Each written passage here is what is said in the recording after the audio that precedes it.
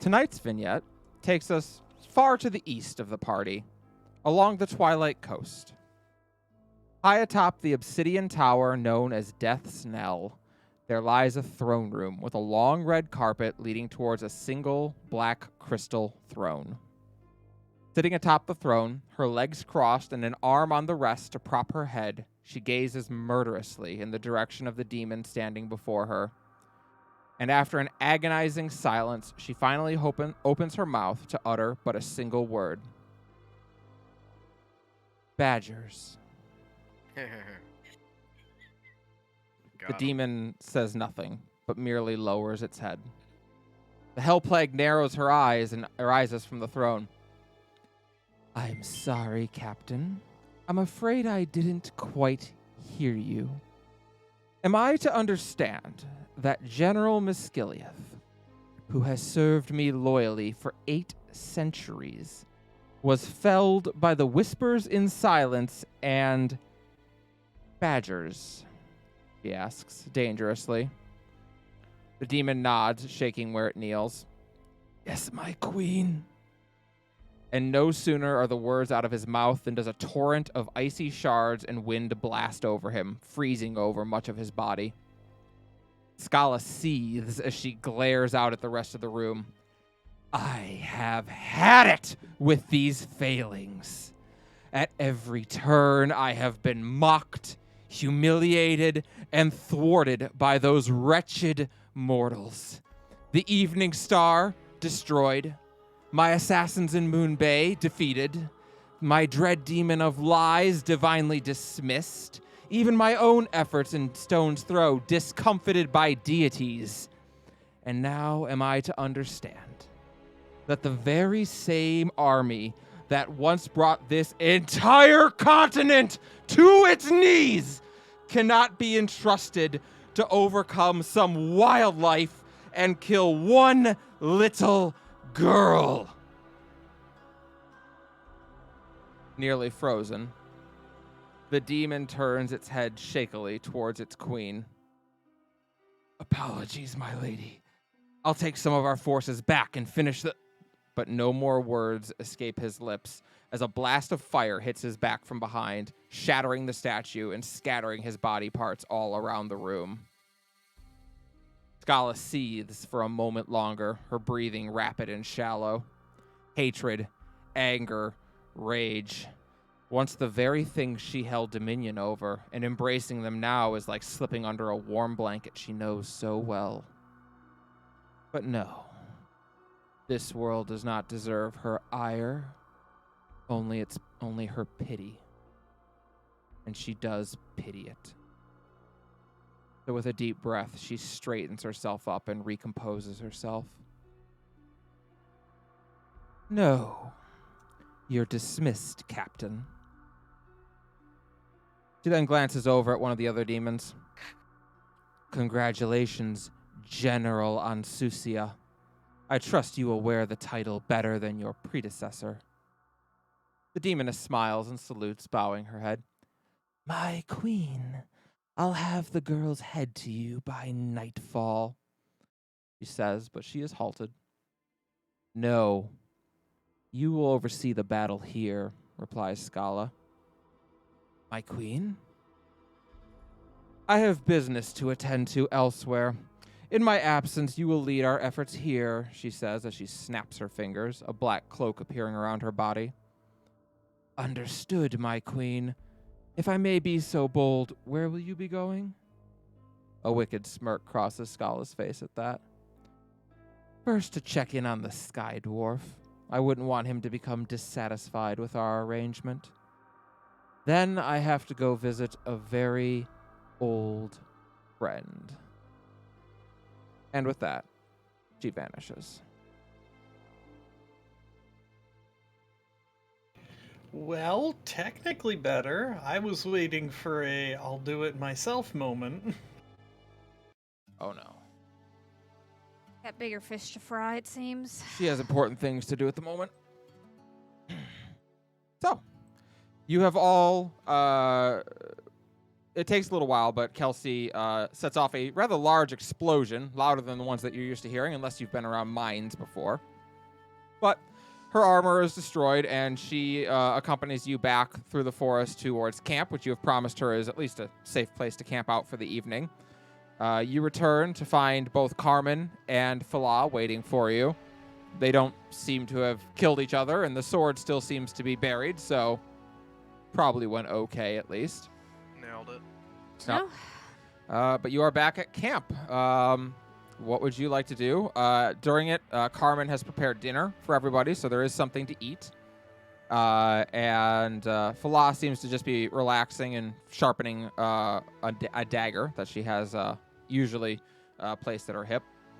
As you all sit down, Kelsey takes out that weapon she showed you before that she pointed at you threateningly, and has also gotten out a set of tools, and she seems to be just tinkering with it. What would you all like to do? Remind me, did we actually talk to her about, like, knowing who she is and knowing her father? You did. You mentioned to her that her father had sent you. That she was willing to at least trust you that far. Okay. Well, in that case, as passing out food and everything, sort of turn and look at her a bit and everything, and, well, what shall you do now, then? Or rather, no, ask her what she was doing.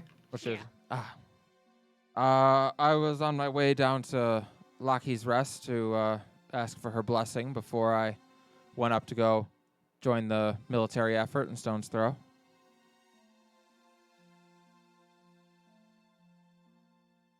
Against your father's wishes, it sounds like.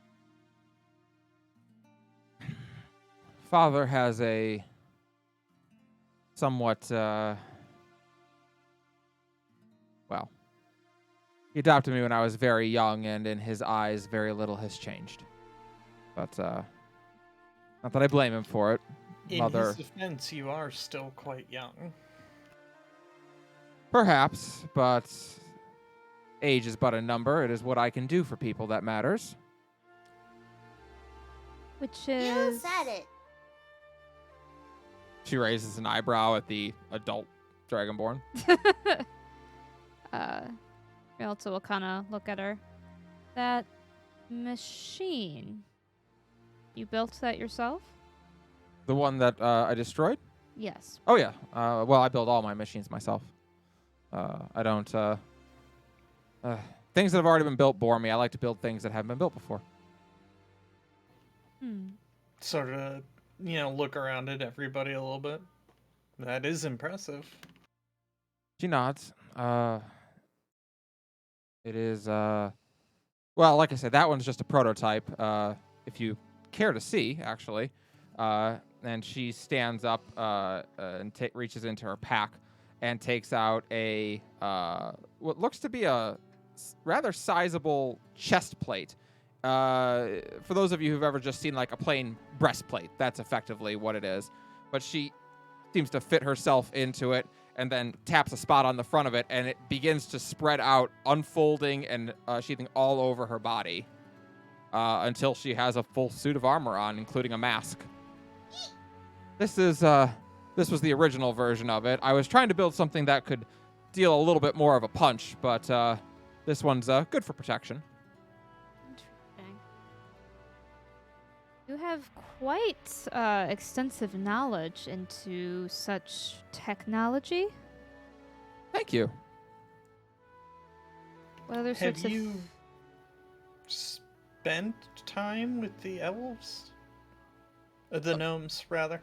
Oh, well, a little bit. Father and I went up to the Clockwork Village when I was a bit younger, but most of my life, no, I've spent in Mitra Centauran. It's she has something of a conflicted look on her face about it. It's interesting for one who wishes to grow their mind. What do you mean? Well, there's always so much to learn. Anything that you find interest in, there is someone somewhere who can teach it or who has studied it. For me, obviously, engineering and mechanics are what are most interesting to me. But I tinker around with all sorts of things. Well, besides suits of armor, what other things do you dabble in?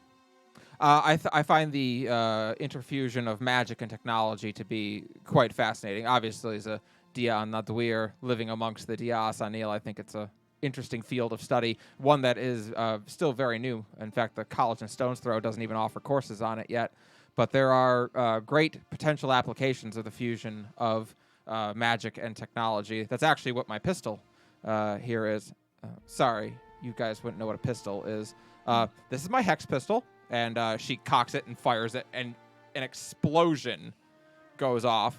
It is incredibly loud. Birds scatter out of the trees, and you see the log that shot, a chunk of it explodes off in a fiery heap.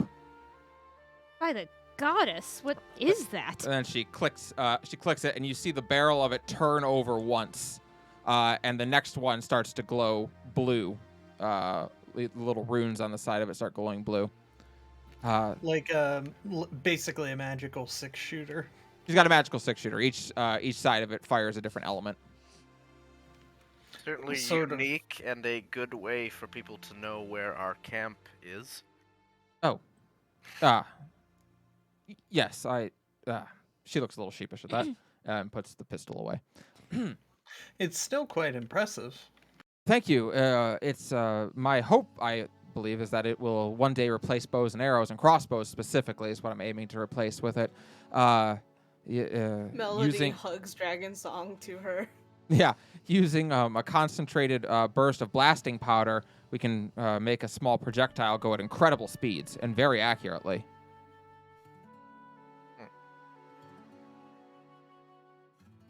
See why you were hoping to join the army. Yes. Is there anything That- besides weapons that you make?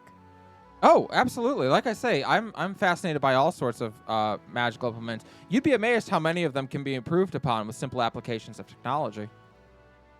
It doesn't have to be weapons, though, of course. Any magic item, I'd be happy to see what could be done to it. There are, well, technology is a fascinating thing. More often than not, what we think is magic is actually just technology. Just technology we don't understand yet. Admittedly, there are a bunch that I still haven't figured out the solutions to, but many of them. Takes out a book and starts writing things down. Mm-hmm. She sees your kind of Oh. stack of books. Oh, a fellow student.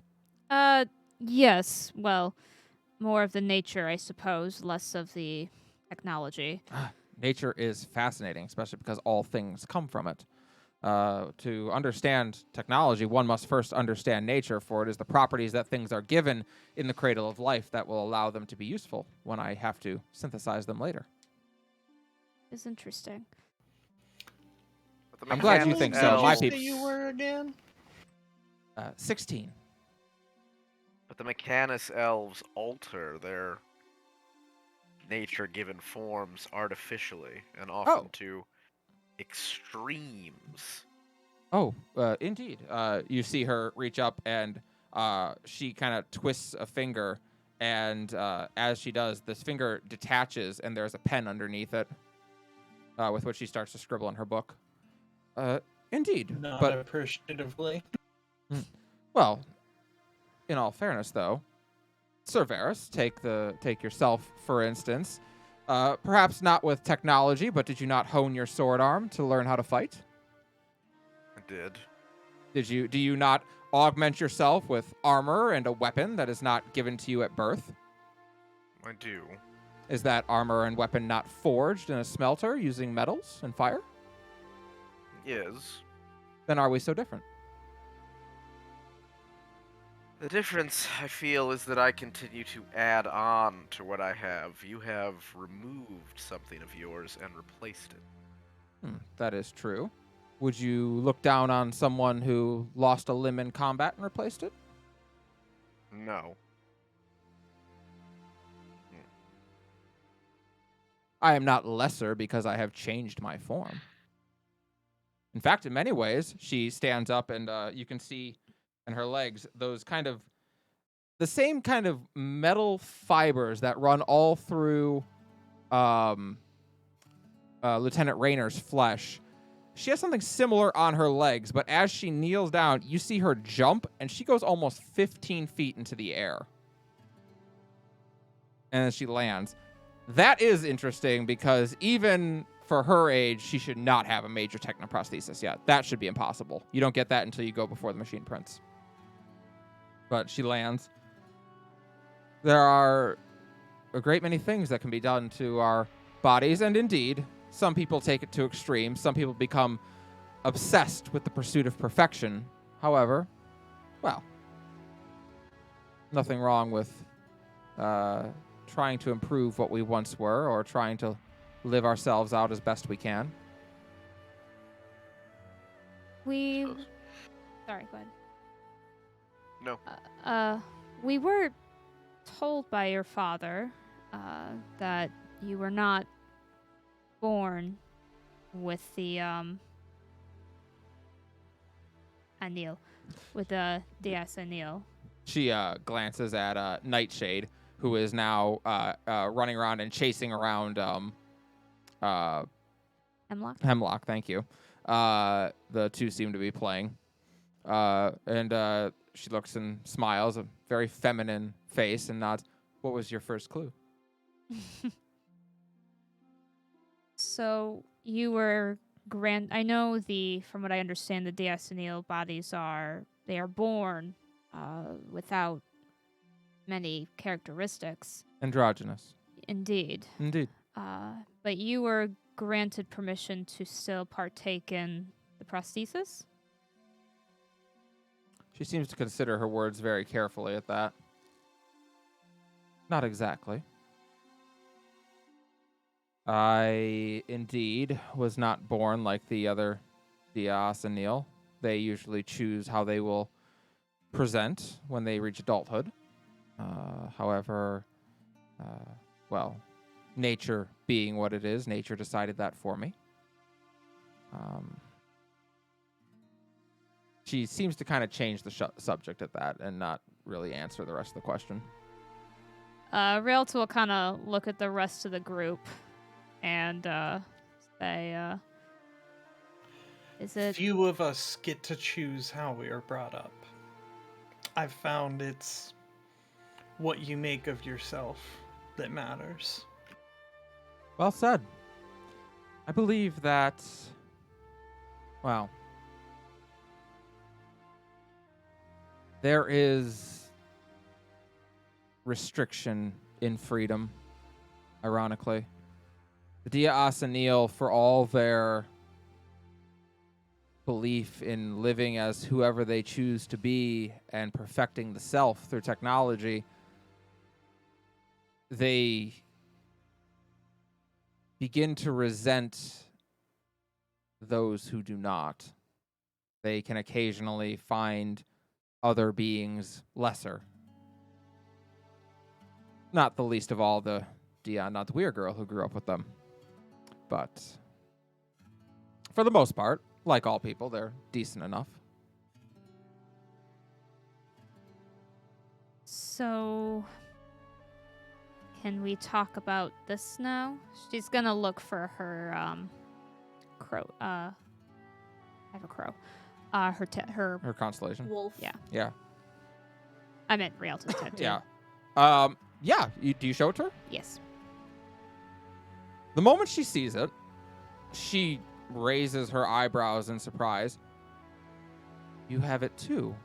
We all do. Well, us here, not the other two.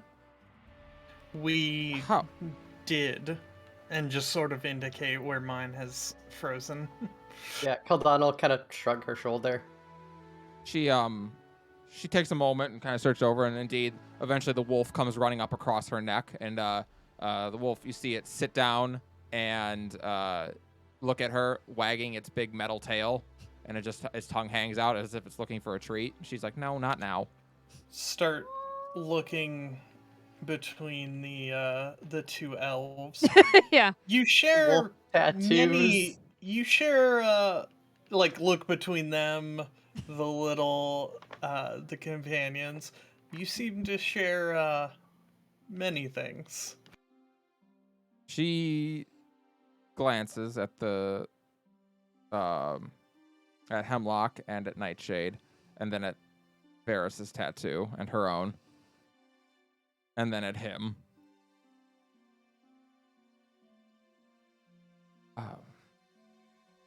Indeed, a number of things. Where did you say you're from, Sir Varys? Hmm? Where are you Oh. from?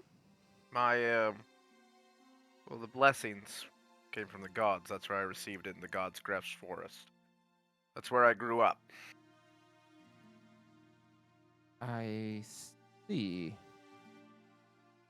Looking between. Yeah, same. I would say, well, I don't know. Go ahead and make an insight check. Insight check. There's No. definitely a lot of eyeballing happening right now. Melody is off Ah, in her damn. own little 10. world. What the fuck? Rolled a 5. Okay. That's a 4. Wow. Okay. You know I guess what? we're both No. elves, guys. Nope. We're not doing this. Not all elves look alike. Must just be an elf Okay. thing. You know what? They're both, you know This what? is- We're all different races. All This the is dumb, tattoos. but I'm all spending the tattoos inspo. we I have hate are this. different. All right, spend inspo. I don't like this at all. Okay, that was a waste. Never mind. I'm just gonna go cry in a corner now. So yeah, maybe each goddess just gives us different tattoos depending on our race, and then they're compared. Wow. That's just coincidence. Wow. There's only All right. so many. The story is saying that we don't figure I it will- out yet. Unless I don't know if my 10 gives me anything. I'll but- say this.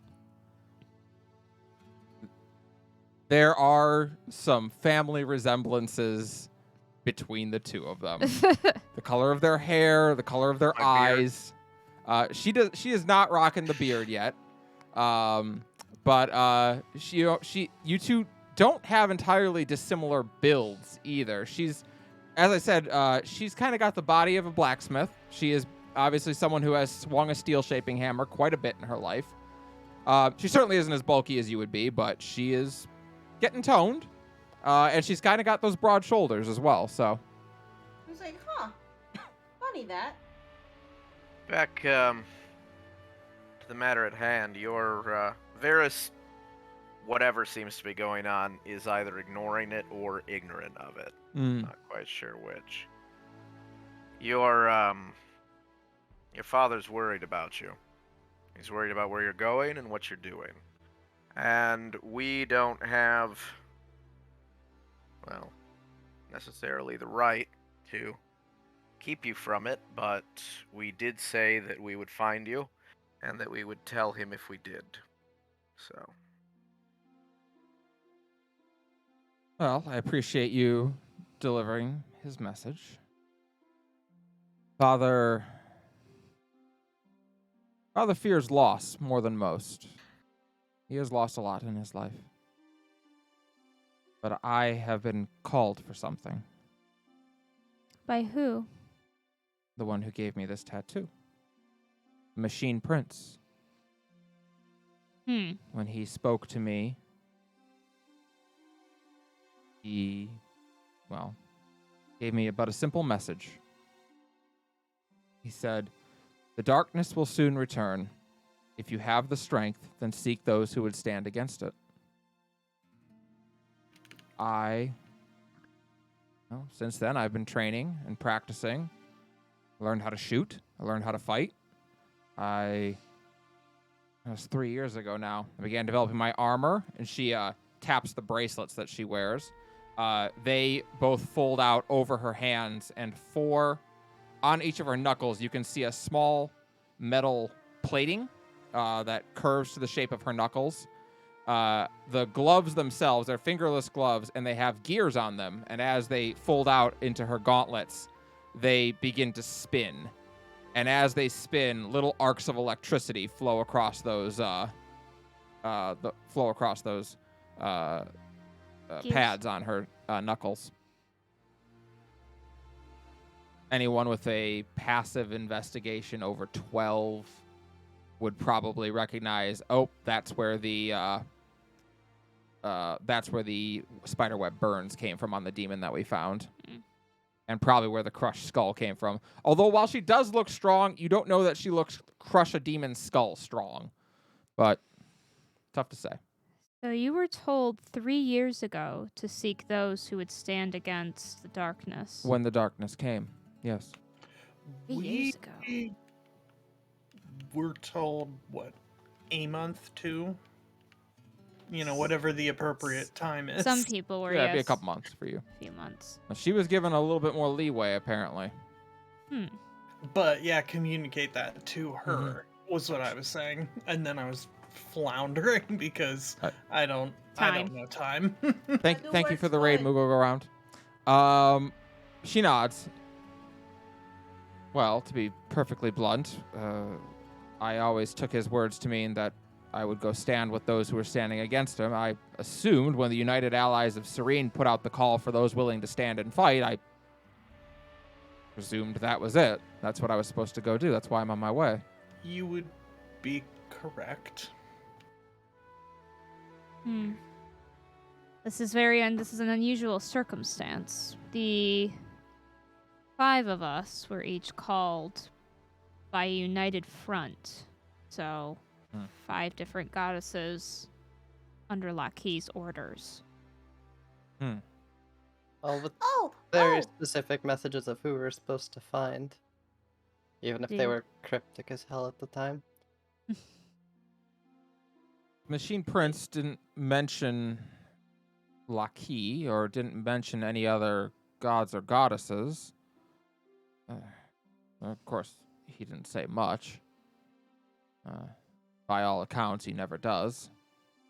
But he granted me my legs and granted me, well, she kind of looks sheepish again and rubs her neck.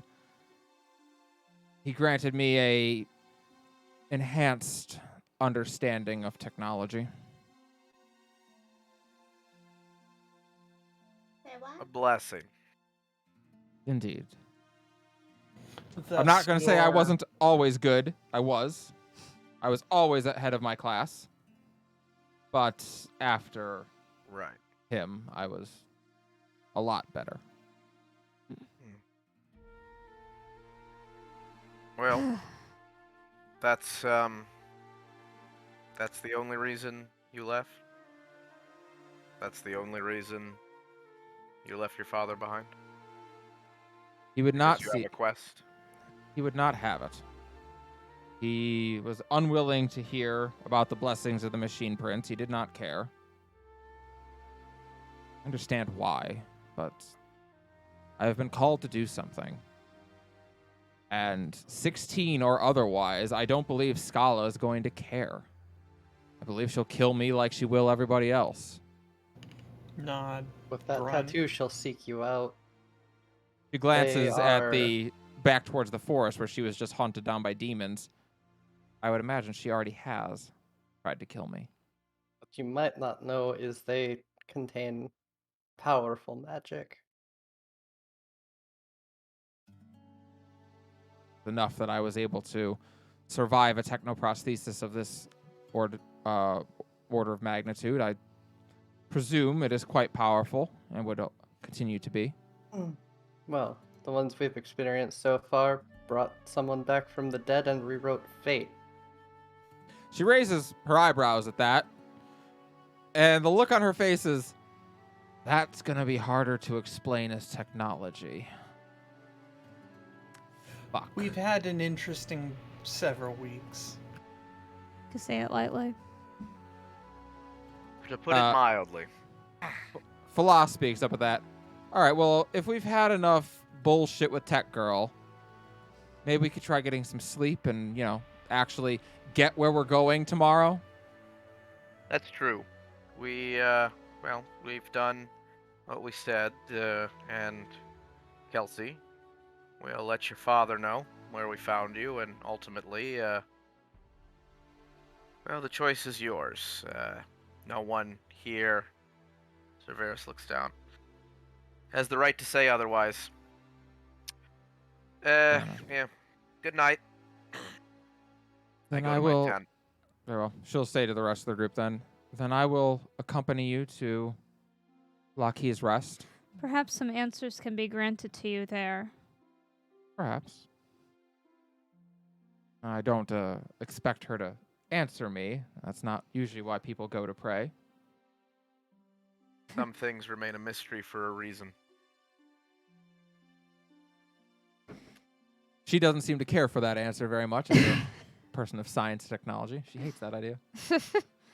Well, I suppose we'll need to set up watches then. But in the meantime, for sake of your father's worry, if you could stay with us for now. Very well. I will accompany you to Lockheed's Rest, and then as far back as the landing. After that, I'll have to turn up towards Stone's Throw. For what? What? Turn up for what? It's turned down for what? It is turned down for what? Shame. Shame. Oh boy. But yep, you all set up watches. It's a relatively peaceful night after the attack by demons in the forest. But if there's anything you wanted to talk about with someone throughout the night, I'll let you do that now. No one gonna talk to Kelsey. Varys is going to purposely try to avoid a watch with Kelsey. Fair enough. Okay, well, Rialto would like to have a watch with Kelsey then. You may. Yeah, but anybody can go first. Varys will go first with whoever, because he does have something he wants to do. Very well then. Brooks wanted to have a discussion with Caldana.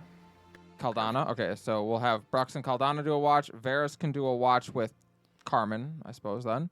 Sure. And Rialta, you, Melody, and Kelsey can take a watch. Okay. All right. Okay. So let's start with Varys went to go to his tent to go to sleep, so we won't start with him. We'll start with let's start with Brux and Caldana. Okay. Bruxdana is what my shipper forum calls it. Noted. So everyone else goes to lay down and get some sleep. The two of you have the watch. Go ahead and each give me a perception check for me.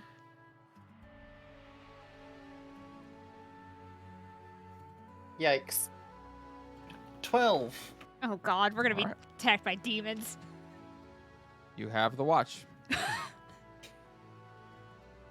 That's ominous. So, let a little bit of time pass, probably an hour or so, before saying anything.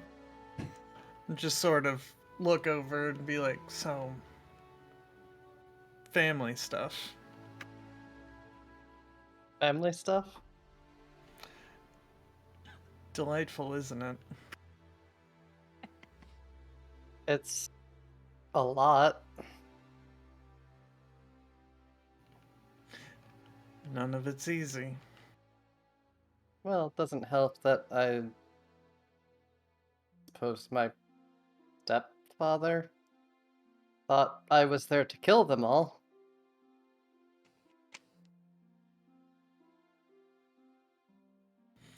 Well, people make mistakes about things all the time.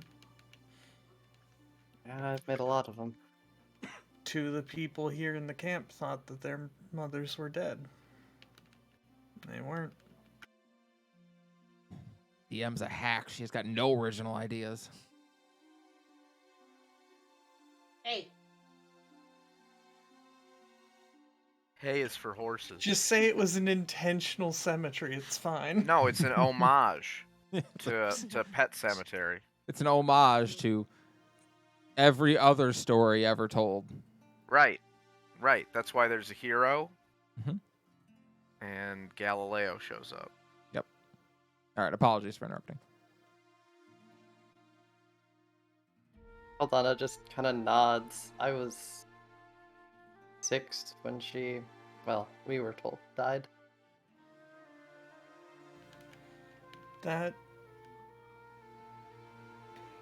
It's about the time.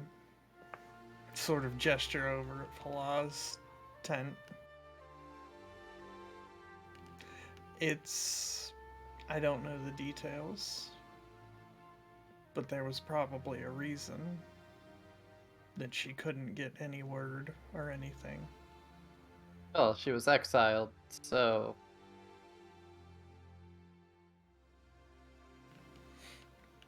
Just sort of nod and look up. kind of hard to get word into the mountains where they kill everyone that comes in. Look at the sky. There's an almost sort of poetry to how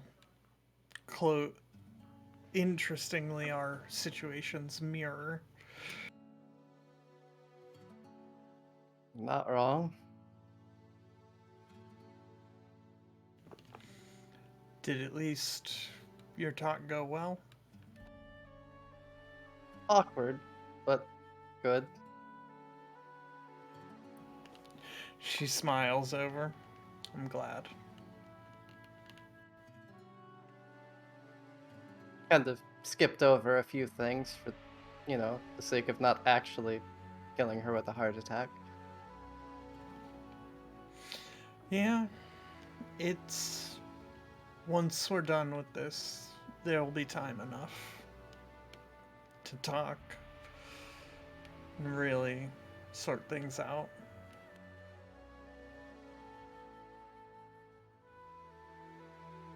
Well, we have to survive first. I'm not really worried about it. After everything we've already come through.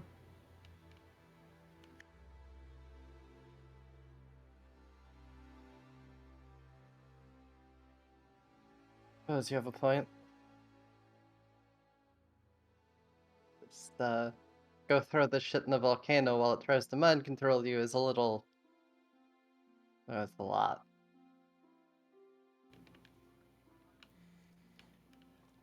I'll just sort of glance down.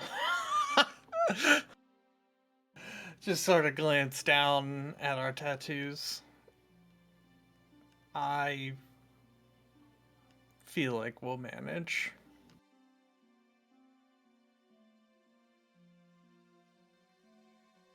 Well, not like we have a choice.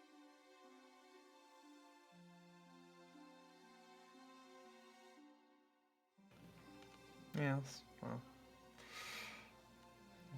Just sort of look around a bit more.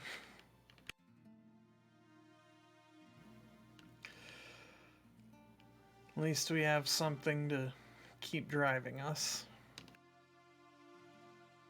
Aldana kind of, without even realizing she's doing it, grabs her locket, kind of fiddles with it a little bit. Yeah, you're right on that one.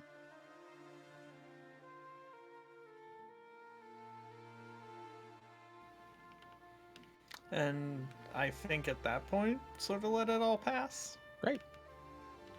The watch passes pretty uneventfully. It's a quiet night. You hear a wolf off in the distance.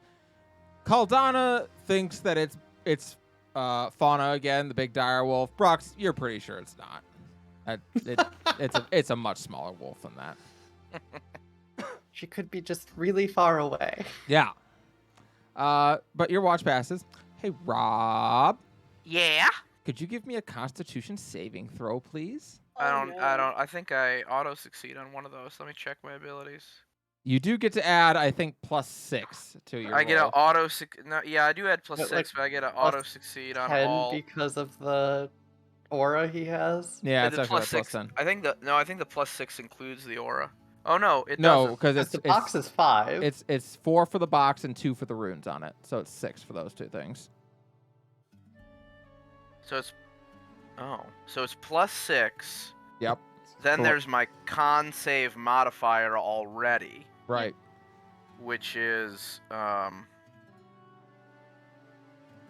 So hold on. So +6 is my regular con save modifier because that's my Yep. That's your Con aura and your That con. would be a You- 20. Math. 20. yeah. So 20. No, I was trying to. Yeah, that's correct. Yep. All right. I couldn't remember if the sheet was already adding my aura in. It is. All right. Varys, you feel the presence of Sanguine Moon tonight. But what's important is that you're aware of it.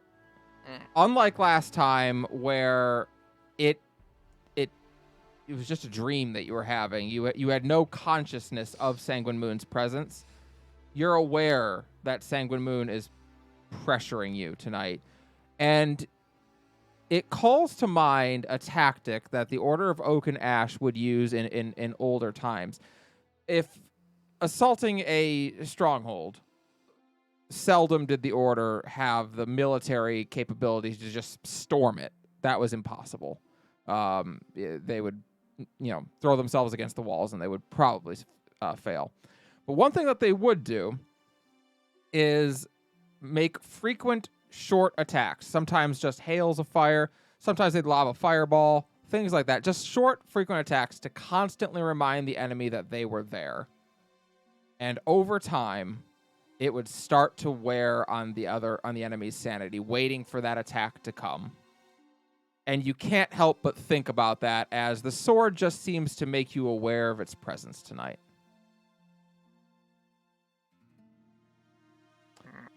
Rialta and Melody, you two awaken for your watch, along with Kelsey. All right. So, Rialta, as a couple, brings her pack and just unceremoniously plops right next down to Kelsey. Kelsey, as you are doing that, Kelsey seems to be working on her gauntlets, on one of them anyway. There's a piece that has broken loose after her after crushing it in a demon's skull, and she seems to be working on repairing it. She has a pair of goggles down over her eyes, and the tool that she's using is giving off little sparks. But she glances over. She's at first just watching until she gets noticed. Hello, Rialta. My apologies. I was just watching you work. Oh, no, not at all. It's not a problem. Do you know how to weld? Not particularly. My people usually go down to my cousins for such things. That's true. The dwarves, right? Yours is truly a great mastery of metallurgy. As I'm given to understand that you actually use rock to make great molds. Your metal pieces come out whole and as they are. You don't actually construct them from smaller pieces. Yes, well, forage dwarves do a lot of that. From the mountains. Sky Oh. dwarves. My apologies. I've never met a sky dwarf, right? Yes, I've never met one before. we don't come down often, so it turns out. In fact, there are only 3 Folkneers I know that are. She thinks about that for a second and goes, nah, just a coincidence. I see. I wanted to know, obviously you know of newer forms of technology. What about, and of course the nature's practices, but what about older practices that are no longer in use? Well, frequently they're no longer in use because they've been replaced by newer and better practices, newer and better creations, things that serve us better. Yes, see, that is exactly the problem. She starts to get a notebook out, I will say at that, she actually looks intrigued. and it starts to get some work out. See, the problem, I'm sure that you are aware of how healing magics work. Yes. Well, there's actually multiple ways that healing magics can work depending on what sort you're casting. Some people you do it from a chronomancy perspective. They literally rewind time in a small place around the wound to heal it. Others actually do the exact opposite and fast forward it to allow the regenerative process to go faster. Indeed. Before that, however, before such magical advances were made, much of what we consider as part of healing today came from the natural resources that we find around the world, such as certain plants or things in the ground. They were you meshed up into certain ways and herbs and remedies, and sometimes ingested or sometimes placed on the wound. Oh, nice. Obviously, most healing magic is much more effective than such things. Oh, yes, but not everyone can afford lesser restoration. Indeed. Many people do still take herbal supplements to treat not wounds but illnesses. Yes. The problem, however, well, there's a problem I have come across. As advances have been made, that has been fine and well enough, and magics have gotten cheaper and cheaper to use.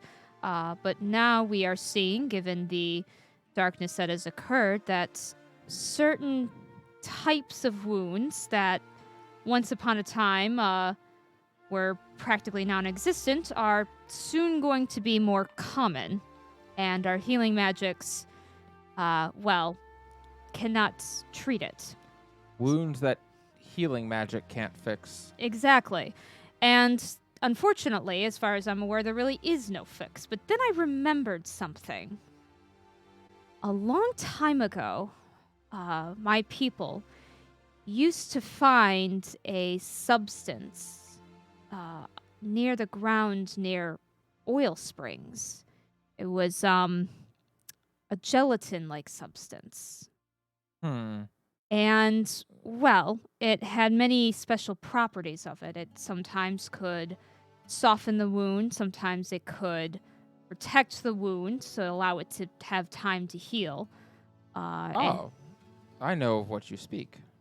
Yes. Well, yes, my people use oil frequently, as do the gnomes. We use it as a combustible, both for... Well, when refined, it can be used as a combustible. More often, we would use it as a lubricant.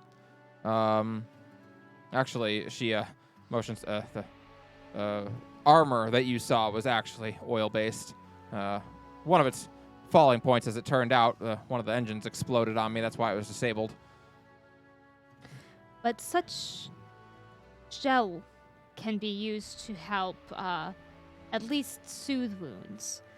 As you know, demons are here, and with that are demon attacks. I'm not sure if you've ever seen the scars that dread demons can leave, but they are untreatable. You wish to use the byproduct of an oil field to It won't. separate a wound from air and water. Yes. It won't heal the dread demon's wounds, I'm aware of that, but it may at least help keep from, Might prevent infection. yes, and further bleeding that it often causes. You see her start tinkering away in her mind as if she's trying to imagine the process. And as you watch her do this, Rialta, you see on the clockwork wolf, you see the gears start spinning very quickly on it as she thinks.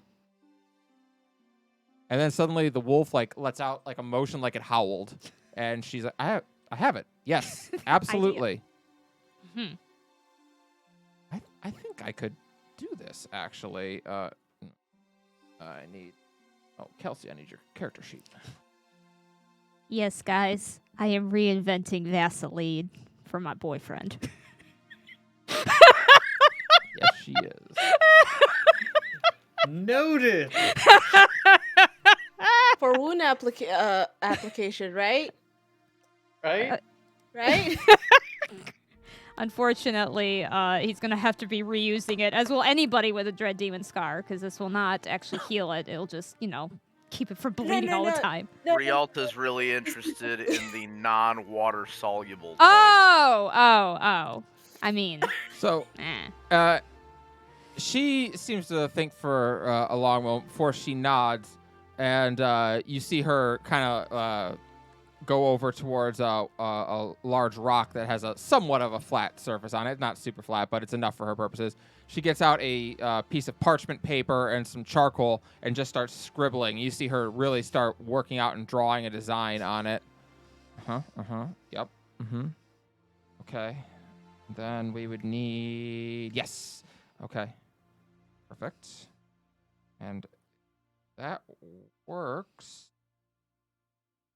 Good. Excellent. Yes. And she eventually walks back over to you and hands you a piece of parchment. It takes her about 30 minutes to do this, but she hands you this piece of parchment on which looks to be some sort of schematic or blueprint for a machine. This should, in theory, be able to convert oil byproduct into the gelatin that you're looking for. Obviously, until I've had time to test it, I make no promises. But at least in theory, it should serve the purpose. That makes sense. We will need, I wonder how long it would take to have such things set up. Well, if I had a proper workshop, I could build this in 2 or 3 days' time. What would a proper workshop look like? Something with a forge in it, ideally, with tools, a supply of ore and metal, and ultimately, obviously, some oil to work with. So the Dragon Forge? The Dragon's Breath Forge? Well, that would be more than suitable. I've heard incredible stories about it. Our own gears are turning. I might be able to... Well, no promises, but I suppose in theory I might be able to introduce you to someone with such access. Who would also be the first test subject? Oh, well, that would be excellent. Yeah, that would be a useful thing for the war effort, if nothing else. I suppose that would probably get me something of a decent commission in the army. Something to think about. Interesting. All right. Very good. Seems it was good I came upon you. I had been pondering on this for some time. Yes, I mean, the process is actually quite simple. They were able to do it 1,000 years ago. I don't see why it shouldn't be easy to replicate now. It didn't fall out of use for any difficulty of doing it, just because we had better alternatives. Exactly. That was the thought. Unfortunately, I'm going to have to probably take a couple days to be able to notice if you arrive. She holds out the 2 sending stones. Well, we'll have to travel anyway. Yeah. She looks at the sending stone. They only do 25 words a day, one way. Make a dex save for me, Rialto. Oh, God. What? I don't want to make a dex save. That sounds scary. 20. Okay. Let me see. The Badgers have gotten their revenge. Well, that didn't go well for her. She tries to reach out and grab the sending stone and is like, give me that. Say please. Please let me make your sending stone better. Okay, just say things. She grumbles at that. I get scared. She just grunts at that and starts looking it over. Ugh, so rudimentary. That's how you cast the sending spell. Yes, it holds a sending spell in it that can maybe recharge, once a week? Once a day. Once a day? Higher quality stone than I thought. But this is a terrible gem for conducting magic, and they picked it because it looks pretty. She thinks about this and goes, that sounds about accurate. Huh? It's shiny. It is quite shiny and non-functional. Yeah, A whole lot of Varys, by the way, coming out in this. Yep. As she's like, ugh. No, I think the stone's great. No, definitely give us your Robbie impression. Do you want me? I can make this better. In what way? I don't know. How many words can you get through on this thing? 25 words exactly. Ugh. You people live like this? Well, I mean, that's why there's... Okay, there's 2 of them for quite a different reason. But the point is that, yes, we find a way. 25 words a day? How do you even say hello before you're all out of words? You don't. It's meant for emergency contact and once a day check-in. You should come stay in Mitras and Terran sometime. We could show you some things. I'm sure you could. All right, I can do, I could probably get it up to, I don't know, 3 minutes of sustained conversation. 3 minutes? Back and forth? Yeah, I don't see why not. Is it one message sent at a time, or is it simultaneous? What do you Well, mean? you'd have to send the messages back and forth still, but yeah, no, you'd be able to at least reply a few times. You can do that to both of them? She looks at the other one. This one's even worse. As she looks at it, she's like, Which one is that? "This is the public one? Public one." As she looks at it, maybe a minute. It's. I mean, That's fine. yeah. Sorry, this one's made of garnet, which has almost no magically conductive property. Of course it is. Right. I mean, it's plentiful on this continent, so I'm not surprised they use it. But just, you didn't pay for this, did you? They were given to us. By who? The ex-High Inquisitor. Ah, one of the most underfunded organizations on the planet. That sounds about right. Okay, now it makes sense. Understood. And she just seems to go to work. She just gets a She's very blunt. pained look in her eyes, but also appreciates the bluntness. Melody has been looking at Rialta for like the past couple of minutes that this has been going on. Okay. Well, feeling the hairs of the back of her neck rise, she will turn over. Like all you see between the flickering of the flames is like two giant cat's eye pupils just staring at you from the dark. Totally not fucking terrifying or anything. But yeah, yeah, that's scary at all. Something wrong, Melody? You've been staring. Usually people stare when they're trying to figure out something. At least that's why I stare. I've been thinking. Yes? That's impressive. Kelsey. It just seemed to come out as she was working. She doesn't even seem to have noticed she said something. Mm-hmm. Interesting. What have you been thinking about, Melody? Oh well, I knew about the one sending stone, but I didn't know you had another one. Yes, my apologies. Ex-Inquisitor Sunvale decided to give me a second one. Obviously, the first one is meant to be for any communications that are emergency or vital. This one was for anything, just daily check-ins. Wait, so he has you check on us, so you make 2 check-ins? I don't use the other one. That is meant to be for if any of us need to reach out to him. So I just use the other one that he gave me. Oh. And then you kind of like see like her ears just kind of like droop a little, and she goes, "Oh, Something wrong?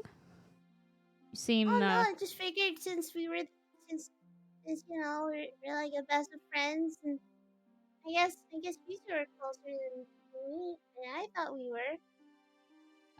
I'm sorry? Well, obviously he trusts you a lot more to give you that." He's her boyfriend. She kind of grimaces. What? No, that's Bro. not. I'm not much for social relationships, but even I can see that. No, it is not like that. Oh.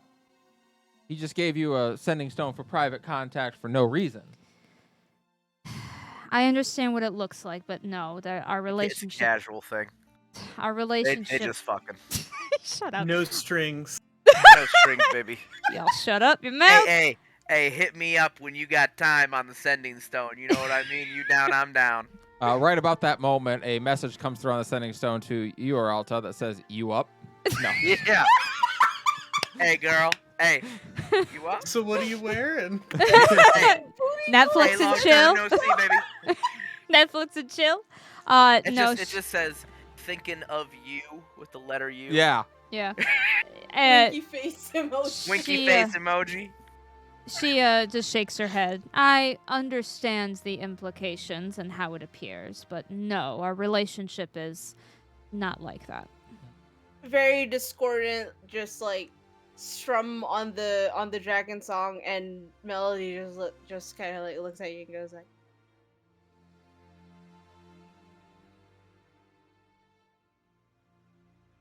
"What the is that supposed to mean?" She gets very caught off guard by the aggressive question. And she just kind of blinks before grimacing. It's how to say this? Well, it is not that sort of relationship, and I cannot say whether it would become such. But Well- for now, we are talking. Yes? Well, okay. Well, I may not know much, but even I can tell. Okay. You're full of shit. Well, to be honest with yourself. About? Now it's my turn to teach you things. Close your eyes. Very well. She does so. As you say, it's my turn to teach you things. You definitely hear Kelsey go. Yeah. Close your eyes and don't think, but okay. Don't think. Don't think about what you're going to say next.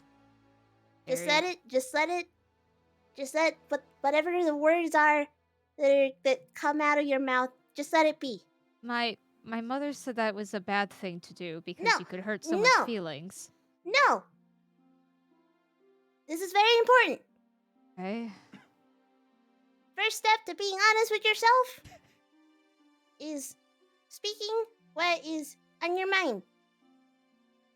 So, Very well. very important question. Okay. Your eyes are closed? Yes. What is Sunvale to you? She Not grimaces. I just let you know, she grimaces and says, rather sadly, he's a friend. Is that all you want to be? A friend? For a split second, you see just something you don't. Realta doesn't show a lot of emotion, usually, but she shows something deeply sad for just a second before finally saying, I can't. But if you can, will you? She blinks at that very with confusion. If I can, would I? Is that what you're asking? Uh-huh. Maybe? If nothing was in your way. Is it a yes or a no? I don't know. I Is don't it know. a yes or a no? There are only two. There's no I don't It's- know. But I don't know. Shoot. There's no I don't know.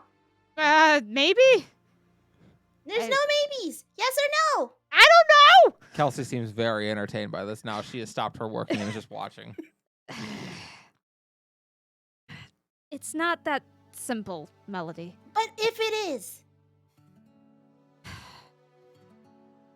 If it if was, nothing else, if nothing is in your way, nothing is stopping you.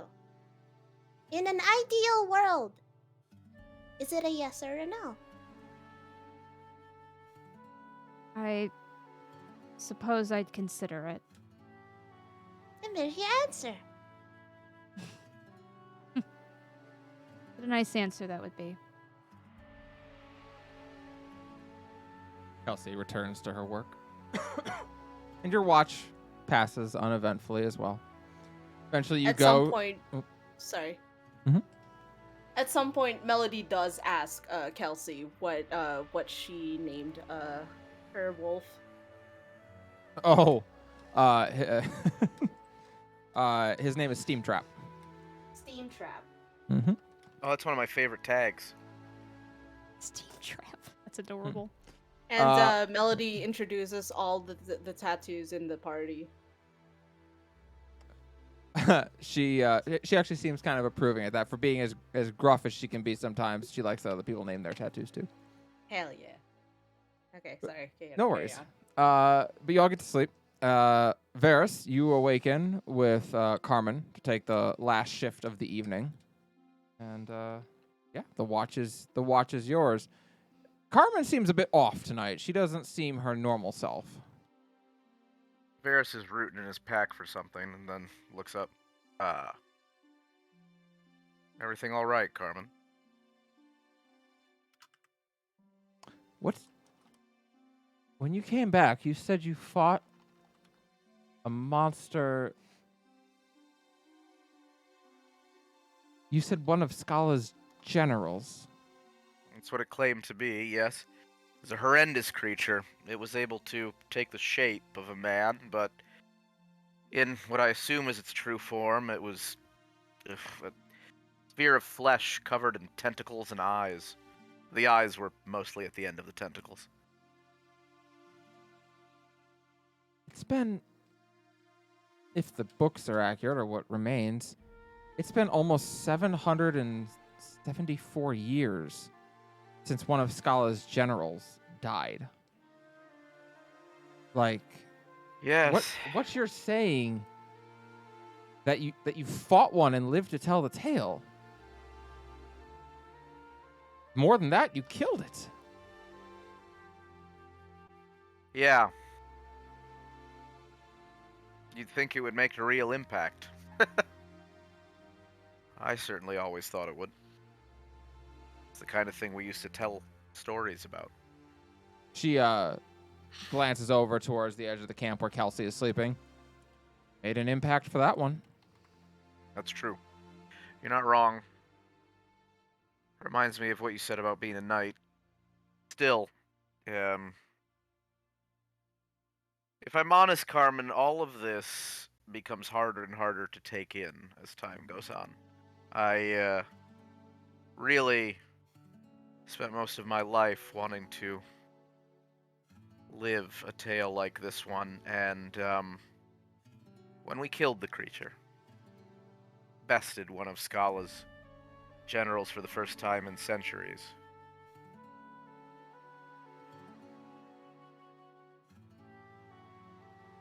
it died pretty much like anything else, and then we moved on to the next, because the girl wasn't safe yet. There was a collapsing sort of black hole-like structure that sucked the beast in, so that was very odd, but when we were in Stone's Throw, I don't know if they told you, but Scala approached us, or at least a facsimile of her, to destroy us. We were protected literally by divine intervention. Several weeks before that, we faced the same dread demon of myth in a cavern.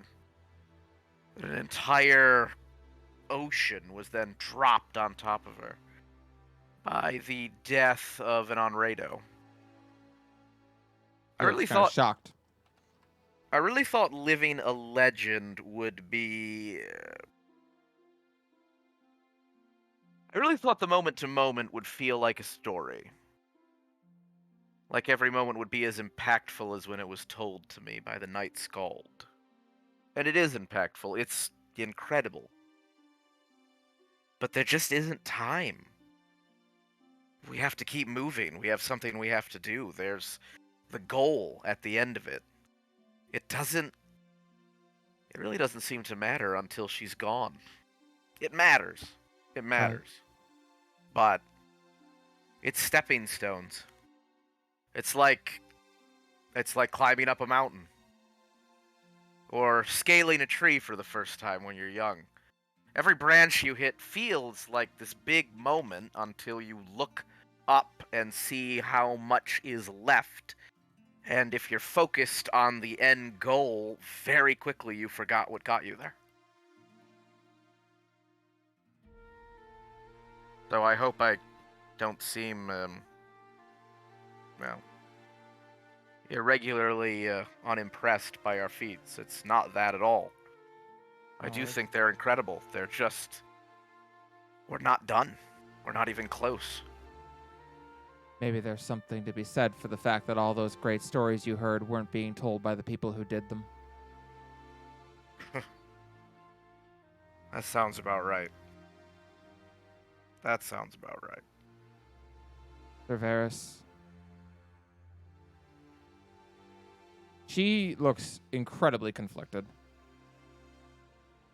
I hope you won't think me a coward. But I'm gonna go back to Mina's Grove and take care of Melisandre. I don't have a goddess watching over me, or an Onrado that can drop an ocean on someone, and I can't kill one of Scala's generals. I couldn't best the lot of you on a highway. Rivera's kind of just, sorry, go ahead. I'm just a person.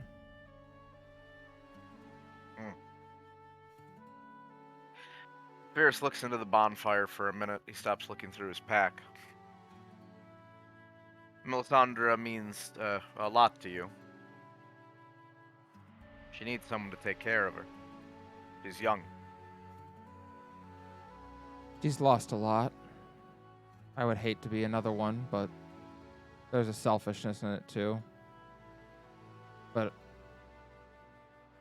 I've ran away from things because I was afraid of dying or to save my own skin before.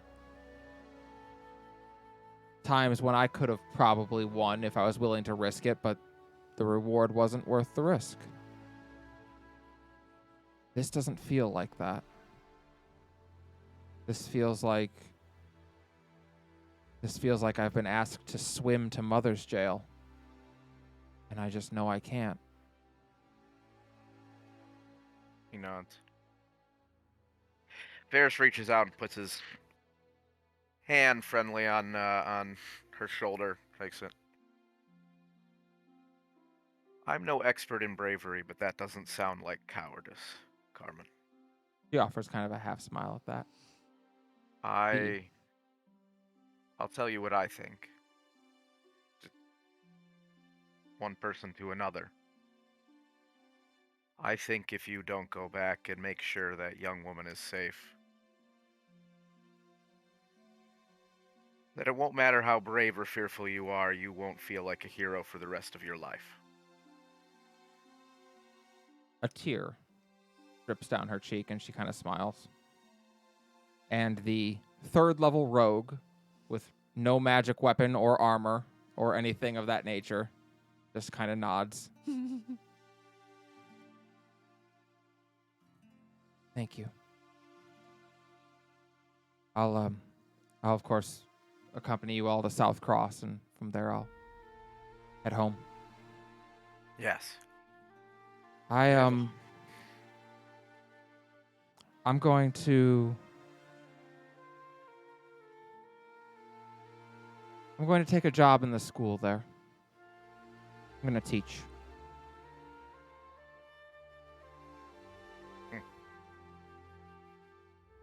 I think that would be wonderful. Stealing has grown tiresome, and, well, I've been shown that what lies out there is, well, greater than me. I think you'll have a lot to show them, Carmen. Thank you. And, listen,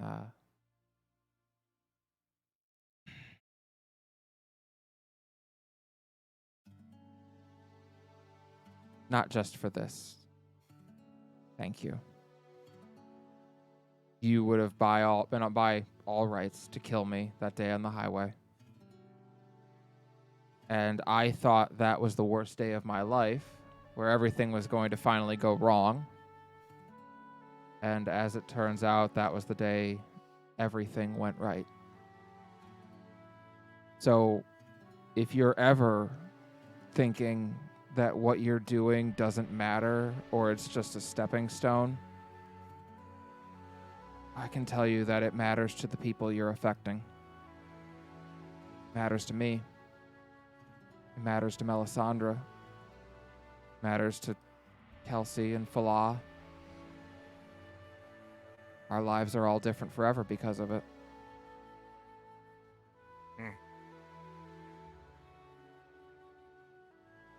Ferris just smiles at her and nods. Thank you.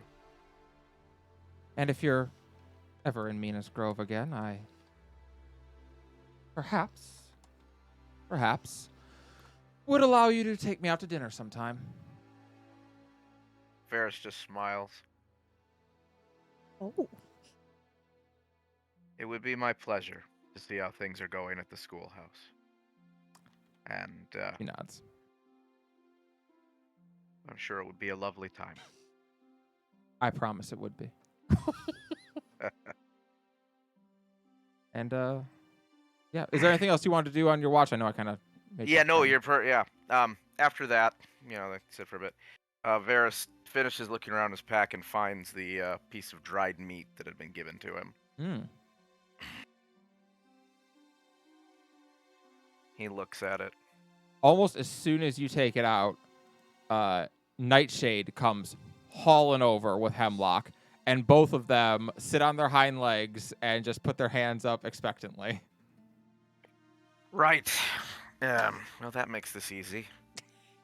Didn't want to do it in front of the young lady. Nightshade, is it? The fairy dragon seems to give a nod and smile. Well, as much as a fairy dragon can smile.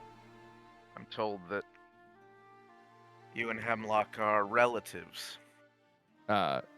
Nightshade glances at Hemlock, and Hemlock kind of rolls his eyes.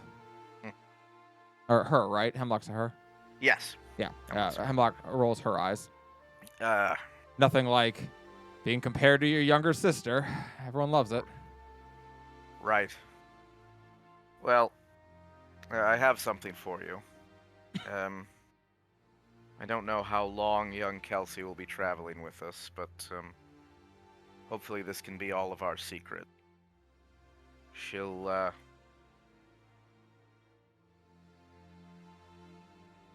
be better off when she's able to strike it back out on her own with,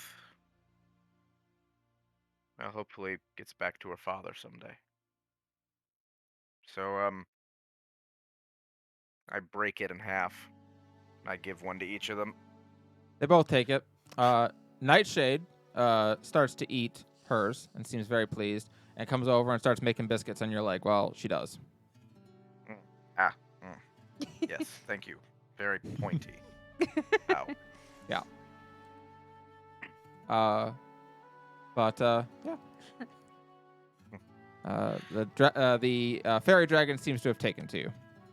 I give them each a fairy dragon appropriate version of physical affection, whether that's petting. Yep, you Or basically whatever it you stroke around some of their kind of fey-like wings. They seem to like that. Good. I don't need anyone to see.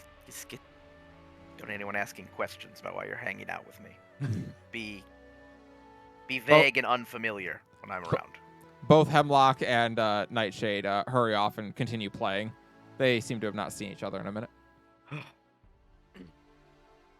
Varys will just do the rest of the watch then.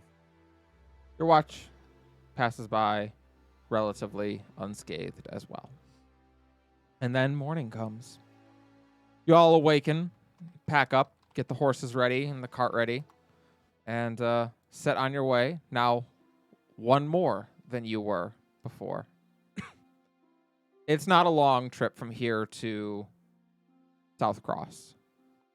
You have seen this city once before, although you came into it from the south last time. This time you're approaching from the north.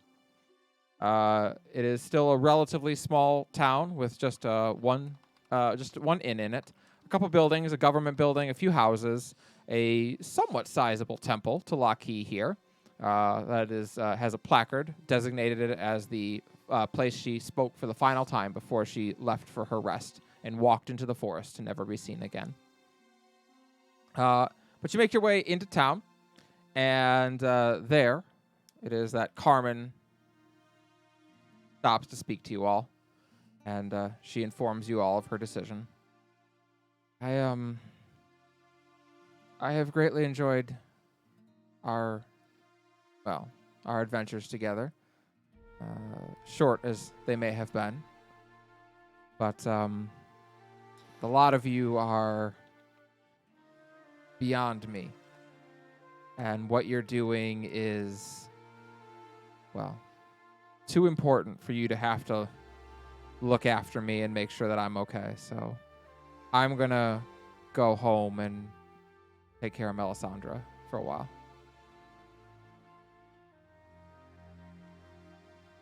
Well, I think there are those that I suppose have been called like us, and there are those who there is important things to do, even if it's close to home.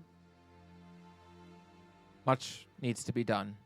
When this world is saved, there must be a world to return to. Indeed. Travel safe, Carmen. Well, You've done what you could, and that's all we can ask. Hey, thank you for your time with us, but I think this is going to be the best decision for you. he walks over to Melody and pulls her into a tight hug. Melody, thank you for all your kind words.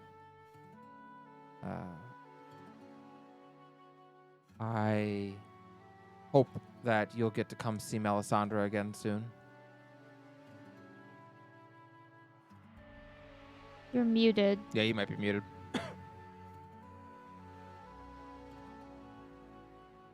Or AFK. Melody she- is She just unmuted. she's trying not to cry. As she sees you start to like tear up a little bit, she shakes her head. None of that. I'm going to be fine, and you're going to be fine, and we're going to see each other again very soon.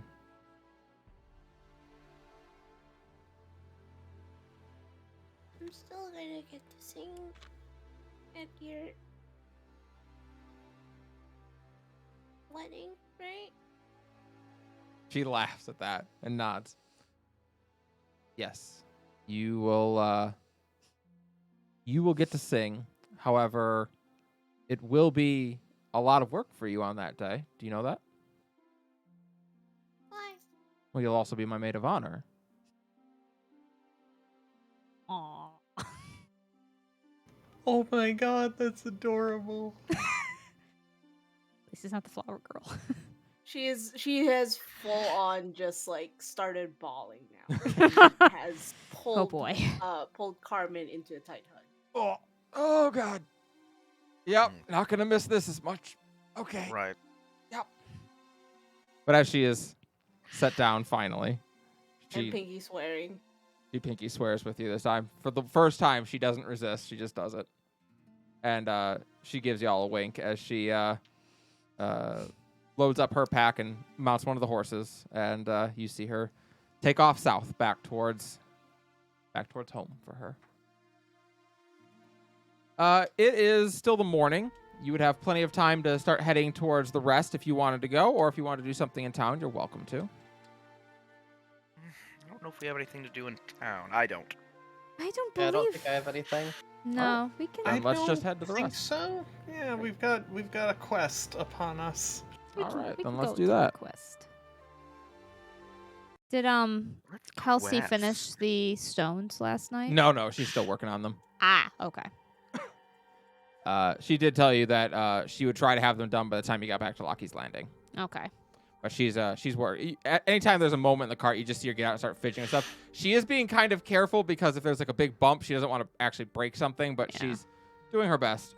It's not ideal working conditions, and she has reminded you of that frequently. Not so much through like complaining to you, you just hear her mutter under her breath.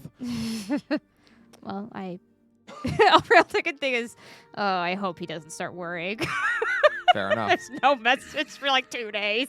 Oh my god, your he's boyfriend? such a fucking graha. God damn. Oh no, the wonder where the Warrior of Light inspiration has came from. not checked in 24 hours. He's probably dead or worse in another fucking world. So, you all need to reach Lockheed's Rest and start scaling it. Oh, great. Now, This Oh, will take the form of a skill challenge. that's a lot, though.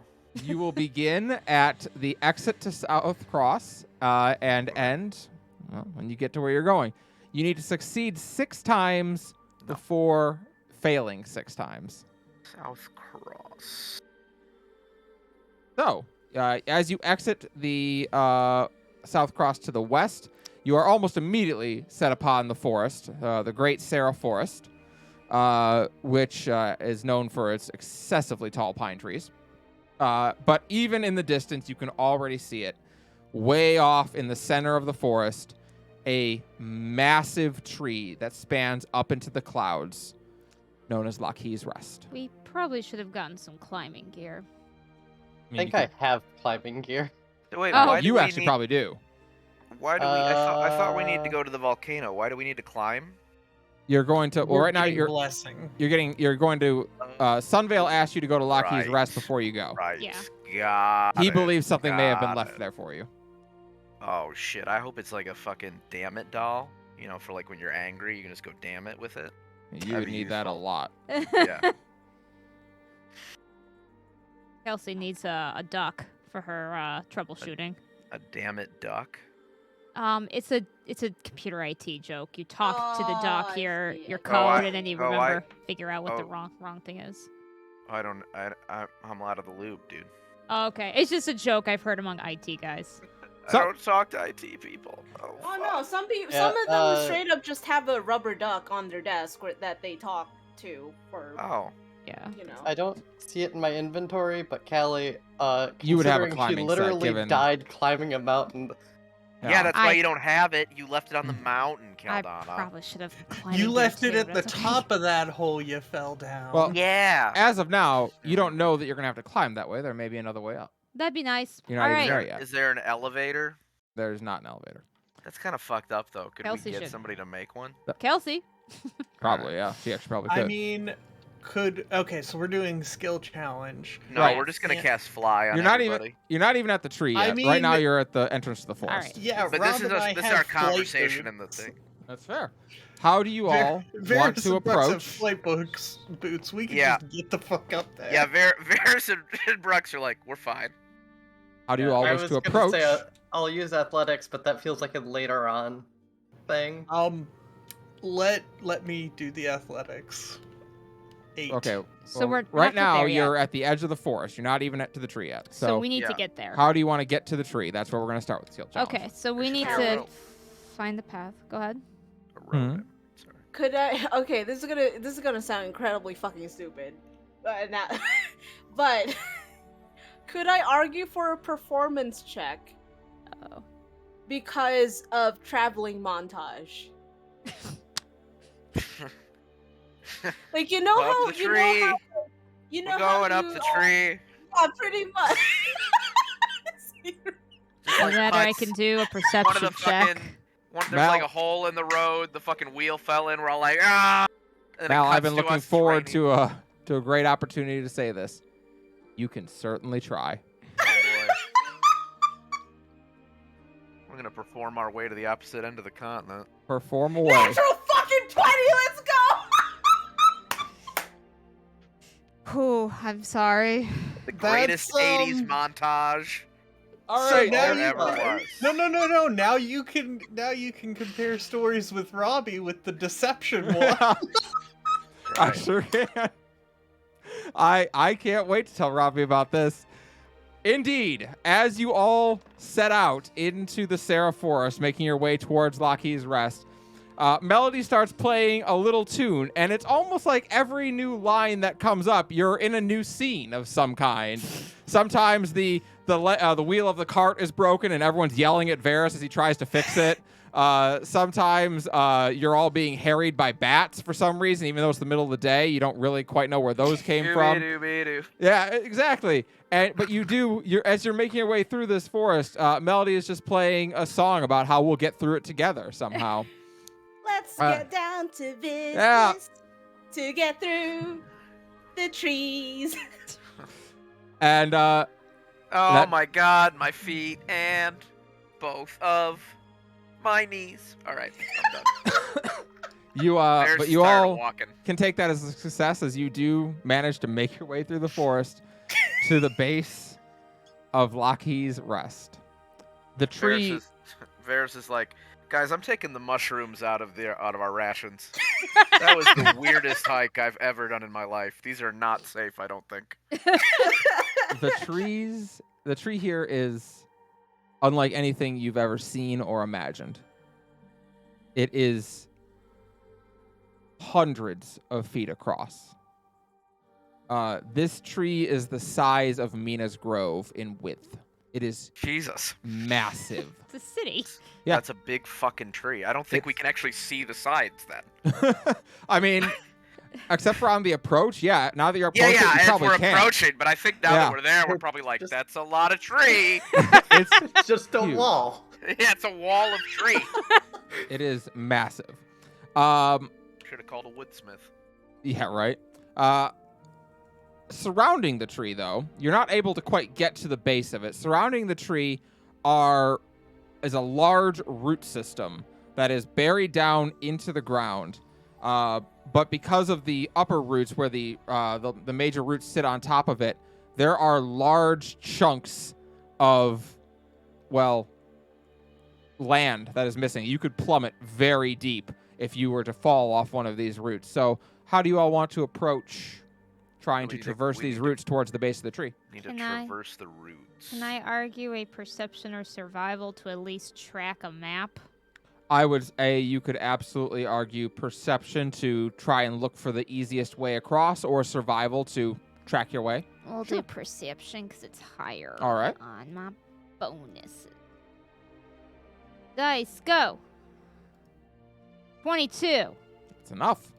Thank Uh, God.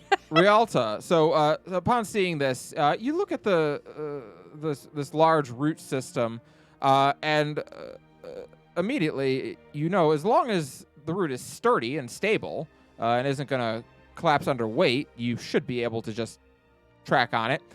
You're able to expertly work your way through this large root system, which twists and turns underneath each other. At some point, you do actually go underground, walking atop this root before you emerge back up on the other side. And you are able to find your way back to the center of the tree, relatively unscathed. You able are to now cast speak with plants, Sarah? No. Or at least I Damn don't have it prepared. Damn it. on this tree. You approach the bark of it, and you can see a purple glowing field that kind of comes more into vision as you get close to it. As you poke it, it kind of jerks you back. It doesn't really hurt, Ow. but it definitely pushed you away.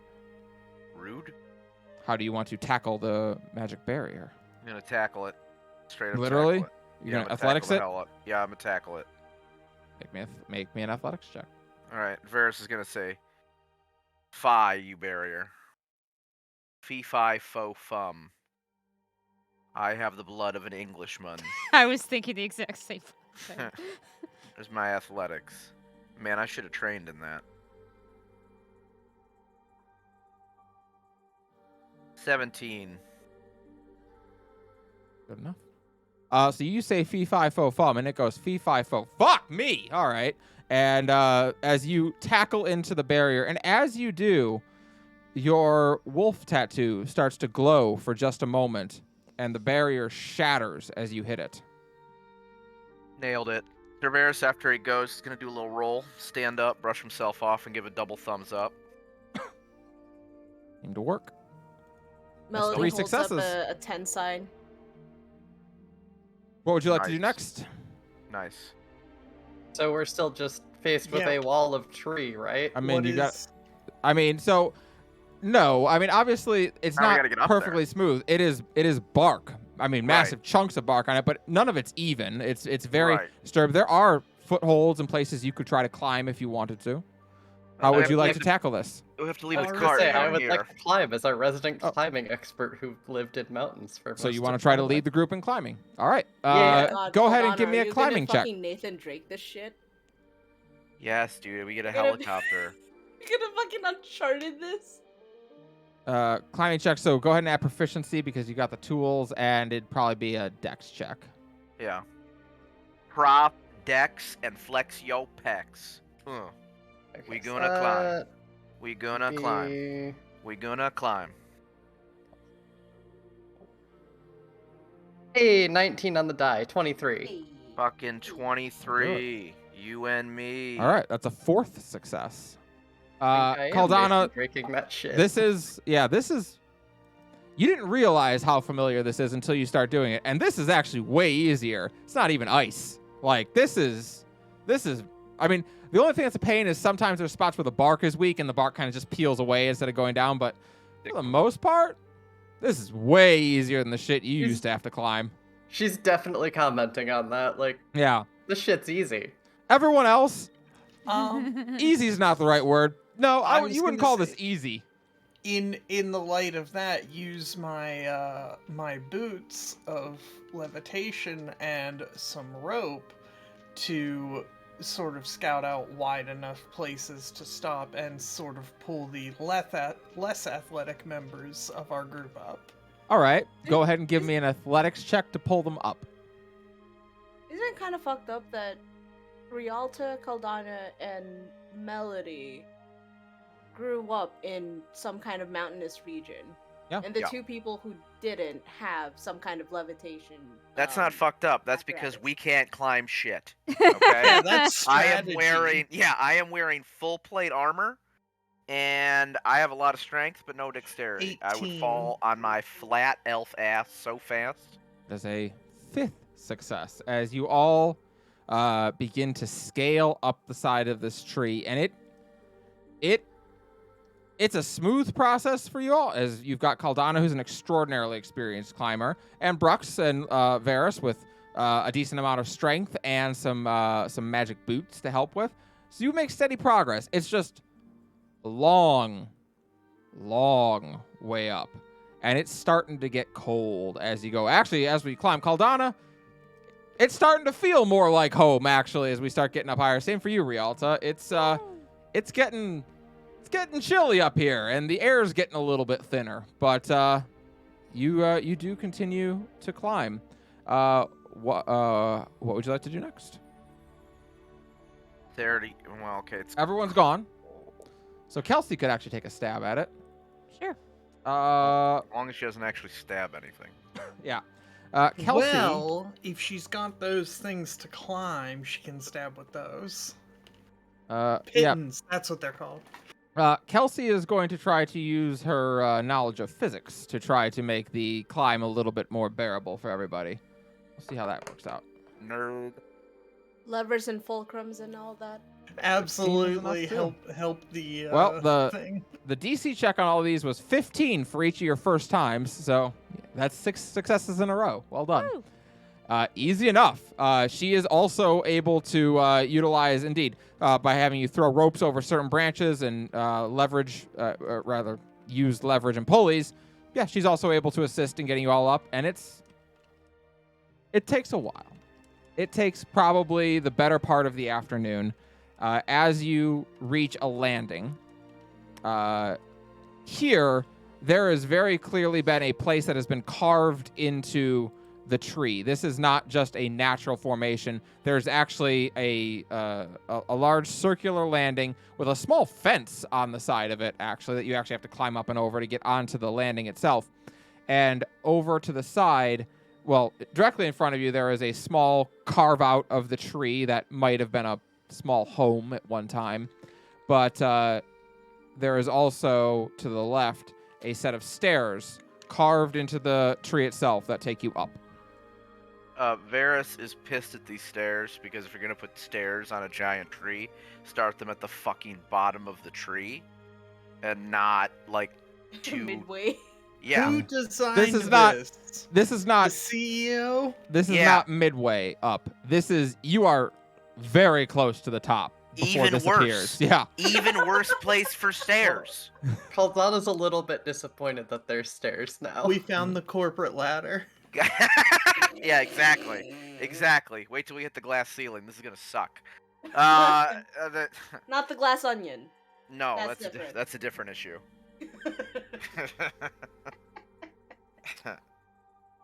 All right, Sir what do you do? Varys is like, man, this is like having an elevator that goes to the 12th and 13th floors. Fantastic. Some Of a buildings actually 14 have floor that. Building.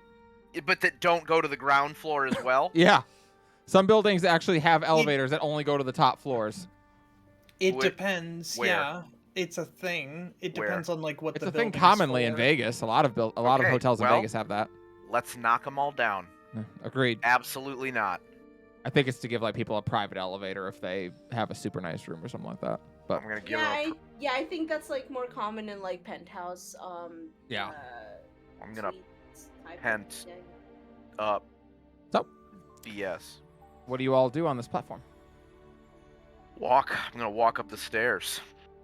Okay. Around what time is it in the day? It's probably I check my Garfield watch. 5. Like it's the sun is beginning to set, but you've probably got another couple hours of daylight. So, like the Garfield hands are like this, basically. Yeah. All right. Could knowing that would we know like what kind of like estimate time? I mean, you can look up and see that you are by now you've probably climbed well over 8,000 feet. Like you have really gone up a ways. You're way up there now. Damn. From where you are, no, the foliage would be in the way from here, but you're probably only a few hundred feet from the top at this point. Okay. This whole area appears to be a little home that is just settled on top of the tree. But it's not like how fucking highways have those like rest stops type of thing. No, It it's doesn't not like look that. This is They not sell- it's they not sell Coney Corin's dogs Tower. in there. Yeah, They it's sell not Coney dogs in there. yeah. It's just kind of. This is not Corin's place on the way up to Kami's Tower. Okay. I think it definitely is, though. I feel like Is I there- know the answer, but I still have to ask: is there any like sign that this is lived in? Not in a very long time. Is there I any figured. reference to, say, a cat and his samurai husband? Not that you can see. Okay. Senzu beans? Not that you see. All right. Well, if you make your way up, rounding, Varys is you really irritated about this little house that somebody built way too high up in this tree. Tree houses are supposed to have ladders. There. You continue. You start going around, and these stairs now just scale in a circle around the tree. As you've gone up, of course, the tree is no longer as thick as it once was. You are getting very near the top, and here it suddenly is about the width of a building. So that's kind of like what you're scaling around in a circle now. But you make Sure. your way up, and rounding the last bend of stairs, you can see through gaps in the foliage just how high up you've gotten. All around, you can see the tops of the trees in the forest, and in the distance, you can see South Cross. Far to the south, you can see the outline of what might be Mina's Grove in the evening light. Rialta Caldana. Beyond that, you can see Mount Heaven's Reach from here. You're that high up. Ow. Do the eagles from Mount Doom live here? Not that you've seen yet. All right, cool. This high up, it has begun to get cold indeed, and you can see your breath in the cool evening air now. It's definitely getting below freezing. Yet, as you emerge at the top of the last step, the temperature suddenly changes. Here, things are temperate, and the noises of the many animals in the tree seem to fade. They don't fade out, but there is a stillness here. The raucous sound of birds and other creatures just kind of fade into the background, and the sound of running water can be heard. Serenity is the best word to describe this place. Water. You emerge. As we get in there and the temperature change, Brooks will very much sigh. I like this much better. Aldana definitely looks disappointed it's not cold anymore. The Rialta, Oh. just confused. Varys is looking around. He's very concerned about dire chipmunks and dire squirrels up here. Badgers even. Ooh. No, like down below, it was always noisy with animals, like you were in a giant tree. Yeah. But here, the animal noises are still there. They're just quieter and more distant. No dire sparrows. Not that you see. All right, sick. You emerge onto a stone pathway with a reflecting pool on either side of it. Flowers, lily pads, and other plants float on the surface of the pools, and the place has shown many years of wear and tear. Beautiful columns line the walkway on either side, though one of them has collapsed and some of the rocks have plunged into the reflecting pool. At the front of this temple site, there are 3 short paths. To either side, there is a short walkway to a pedestal about 6 inches off the ground. Straight ahead, you can see 3 stairs leading to a raised platform on which there sits a sarcophagus made from stone. It is simply designed with the outline of a woman holding a sword raised aloft on the lid. Around the sarcophagus are 3 more pedestals. Beautiful. One wonders how they tend to it up here, but I think we have found the temple to Laki. You are indeed at Laki's final Agreed. rest. Sarcophagus. In theory, where whatever remains of her is interred. We know Look that some around, of the... is there any sort of sign of like people coming and going and actually tending it? No. I mean, if there was, not in a very long time. And as you think about it, it had a magic barrier in front of it. It was not an easy approach, I headbutted the and shit a out of it. long climb with no stairs or ladder. Yeah, but there's a house. There is. Yeah. Not one that's been lived in a very long time, but yeah, there is. So some psycho built stairs and a house and a temple, and then let the tree grow for 800 years, and the stairs just went to the top of it, and at no point did anyone go, oh shit, our temple. That is one explanation of events. That's what Varys is determining. He's like, what were they thinking? They could have Oh. put a ladder Hey, up. where did Steve's house go? Anyone seen Steve?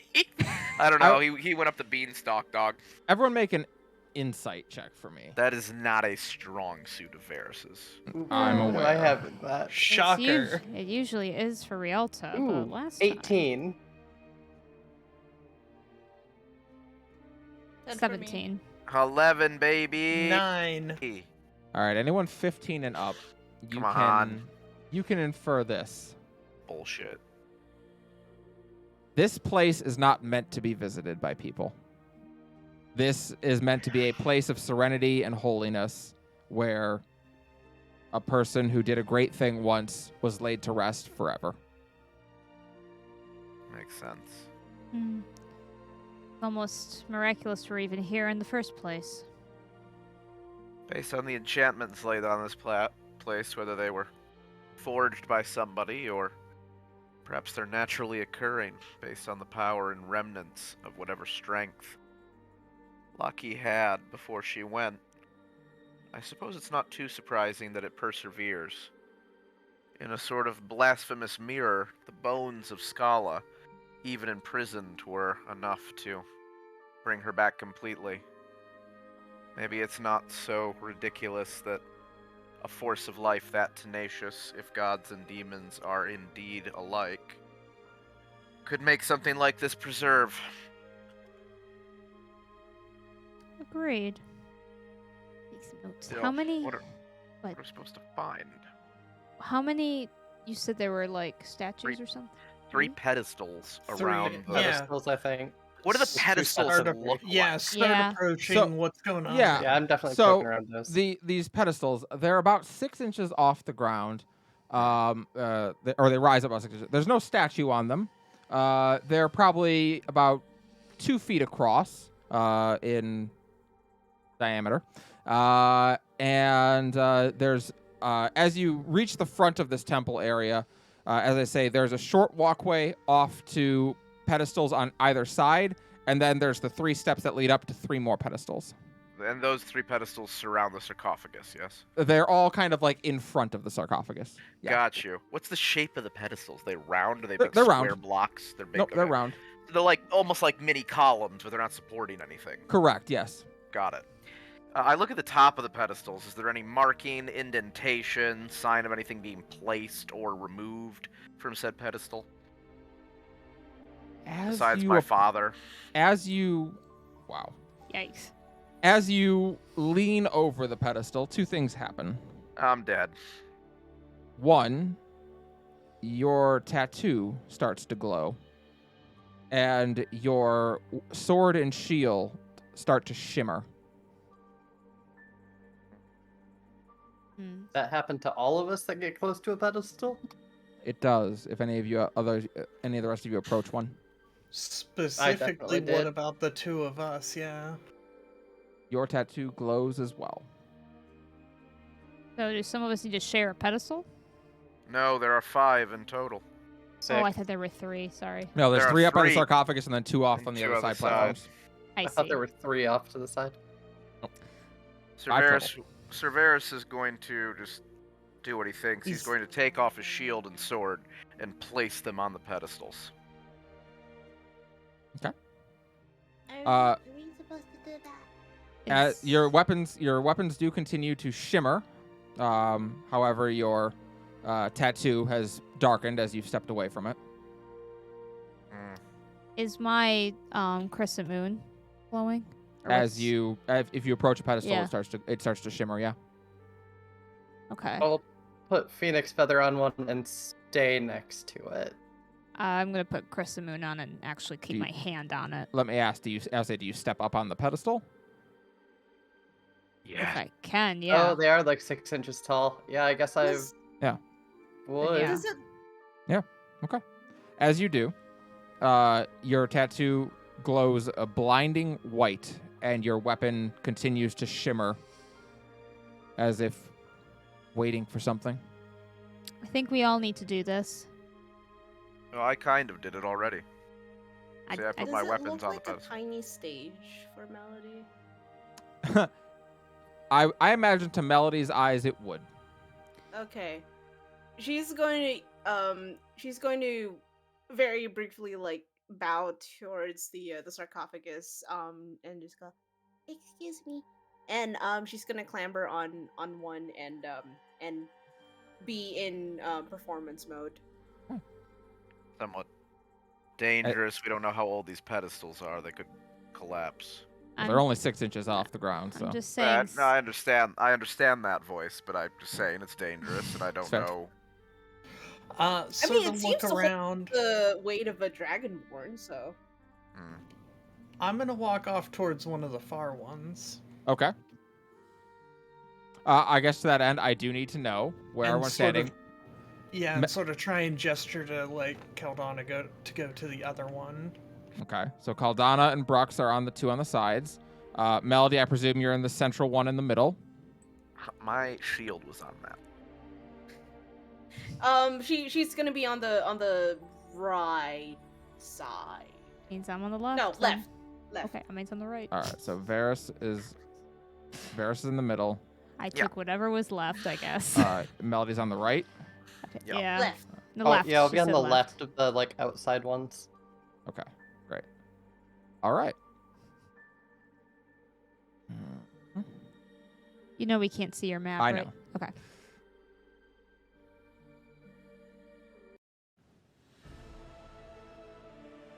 Oh. Each of you takes your place on your pedestal, and indeed, each of your tattoos flares up and begins to glow brightly. Your weapons start to shimmer and hum, and as you look on, the sarcophagus starts to glow, the symbol of Lockheed on it turning a bright blue.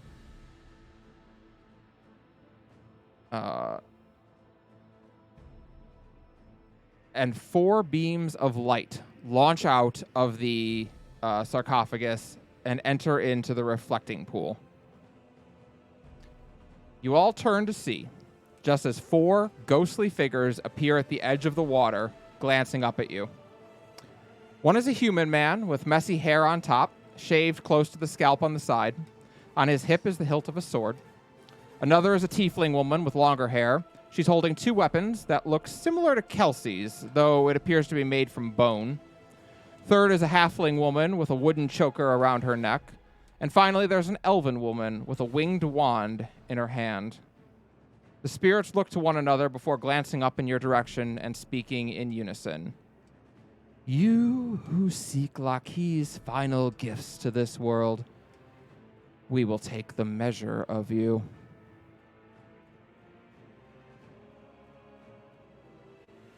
I'm ready. Oh no. All right. I need everyone Hey, to roll what? for initiative. Wait, Hey, wait, what? Did you hold not on, figure hold that on, out while she hold was the fuck describing up. it? Yeah, I thought it made sense to Damn it. me. Or Remember to select your token. yep. I can't wait to get Hexblade cursed. Shut the front door.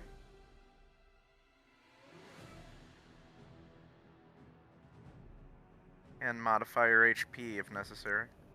Yeah, some of you I think I haven't changed the totals. yeah. Remember that if you Yeah. click the gear head, you can make it blank out of blank. Oh yeah, and we got a long rest. Oh, wait, didn't we? hold on. Yeah, we've long I'm rested. actually more health than that because of the Tiefling gem thing. What do I hold for, is it shift for advantage? Yeah, it is. Yep.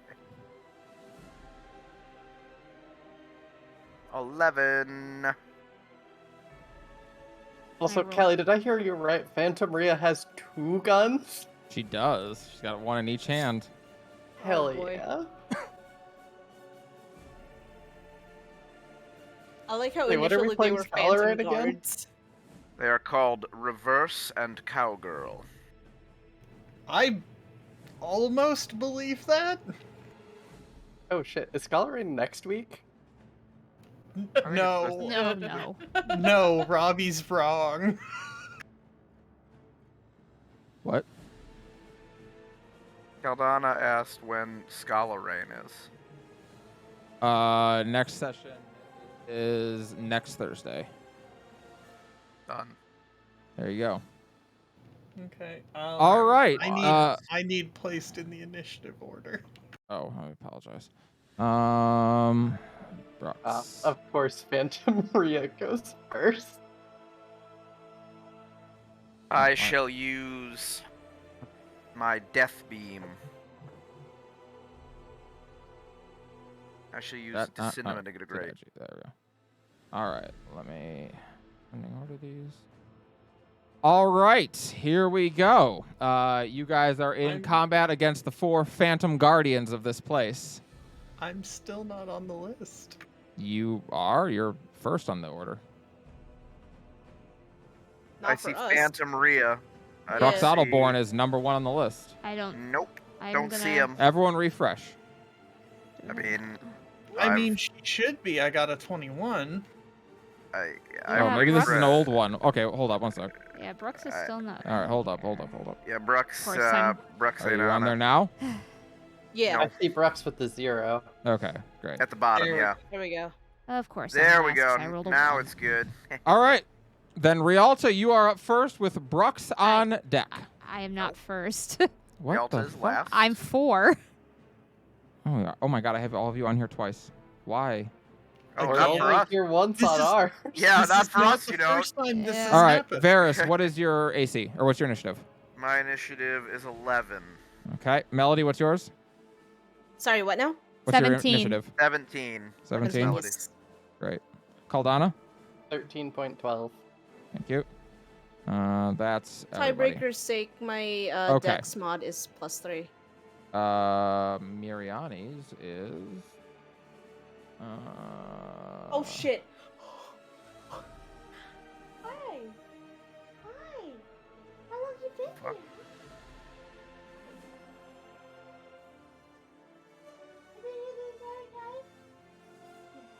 All right, Brux, you are up first with Phantom Rhea on deck. We're Okay. in danger. Yeah, I don't Oh, like we're any not. of this. We're not in danger. We're gonna gang up. All right, we're gonna That's do a spooky, herding. though. You're going to do a what? We're gonna do a herding. We're gonna waltz right up, and we're going to give Phantom Sarah a whack. A whack? All right, go ahead. Whack away. Fucking hard, dog.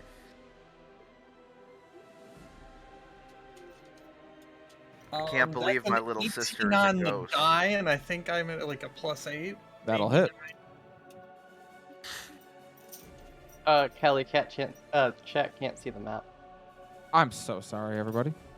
Hey, chat, let me ask you this. Have you looked inside yourselves and just said thank you for all the things you can see? You thought about that? Okay? Maybe think about that every once in a while. When's the last time you gave to charity? Probably never. I don't wanna say They that- definitely have. Okay, well, I don't want to say that of Callie's whole chat, but Yeah. All right, Brooks. Damage? I'm looking at the things that I have and deciding how ham I want to go with this. All right. ham up. We gotta fucking kill these things. I'm trying to get some Yeah. big ass boons from this Yeah. this dead Lockheed ghost. I'm gonna take just- both those guns and put them on my sword. Just remember how bullshit they are at the point we are at in Scholar Rain, and then realize that they're later on. I've got Okay, so we're gonna use my fury thing as well. do it, Fury up. So that's 13 total damage. All right. Nice. And then my second attack.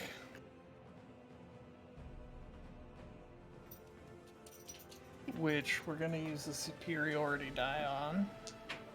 Yes. Be superior. Oh wait, I choose that after I hit. Okay. There you go.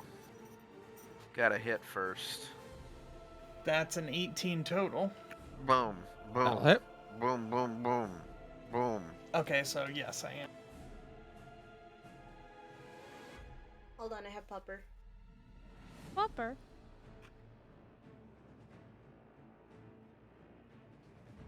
So that's another 19 damage on that.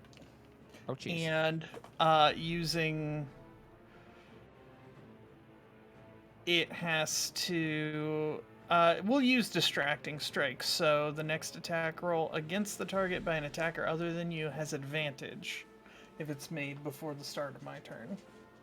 Nice. Okay, got it. All right, sounds good. Nice. Rhea does have horns, or this phantom does. She has horns, you said? Yeah, she's a tiefling. Hot. No, the horns is an important plot point. It is. Oh, because she got them. Yeah. All right. Gala. Rhea is up with Phantom Gem on deck. In the actual gameplay that it's coming from that we did last Thursday, she does not. Nice. You got cursed, Rhea.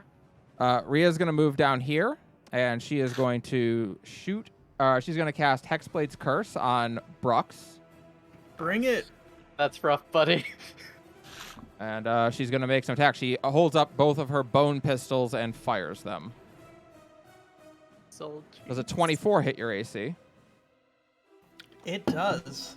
And does a 19 hit your AC? I'm looking at my weird thing that I get. Yes, it does. I can't Okay, negate excellent. that one. I need you to make a Constitution saving throw. Bullshit. That is a 14. Are you within 10 feet Okay. of me? No. I'm not. All right, you are on. going to be hexed in addition to Hexblade's Cursed. Ooh, you're double Okay. hexed. You're taking lightning Right. damage. Rhea All has right. heck, I just forget to make her do it all the time. Or 11 plus 6 is 17 plus. That's going to be 22 damage on the first hit. Okay. And 8, 15, and 20 damage on the second hit. So 42 total. 42 total. Okay, got it. A lot. Yeah, That's with the He is guns. spooky. those They were 2 miss- shots. Did they misfire? Did you roll misfire? She doesn't actually have ammo in her gun, so she doesn't have to worry about misfiring. What And the I fuck? quote, soul juice. Yep, she fires Oh. with soldiers. First off, any gun that shoots juice is weird. Agreed. All right. Phantom Gem is up, and on Phantom Gem's turn, you're going to see him take a step to the right, and suddenly there are 2 of him.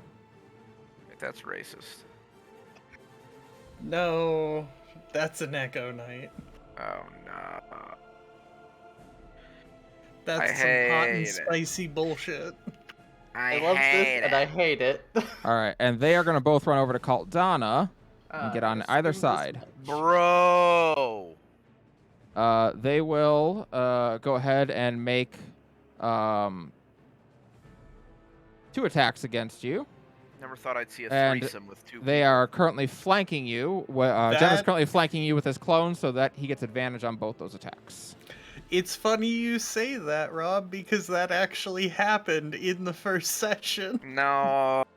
Is this It Robbie's did. character? Yes. Yes. Of course Yes. it happened in the first session. Does a 27 hit your AC? Bro. Callie, sometimes you ask things and it pisses me off more that you asked. Yeah, I know. Does a 25 hit your AC? I will take Yeah. that as a yes. Yeah, they're I'm both asking. yes. Okay, checking. I don't know what Caldana's AC is. Maybe it's really Well, high. it's not 25. All right. just Yeah, checking. it's like 16. Kildon, I give you +9 to your AC with my. It's called Divine Bulwark. You're gonna take 31 damage. Actually, Ah, and I need you God. to make 2 dexterity saves. 2. Yep, 1 for each attack. Does this trigger the thing that I get advantage on them? What's the wording on your advantage? Something about I'm conscious and I can see the effect. I would say on one of them yes, and on the other one no. You said how much damage? 33. Right up. But Okay, so first one, no advantage. 17. Okay. Second one, whoop, good thing that has advantage because that was a 2 on the dice. 19. All right, good. You do not get knocked prone. damn, That is Phantom Gem's turn, which brings us over to Phantom Miriani. you about to be prone boned. Miriani is going to...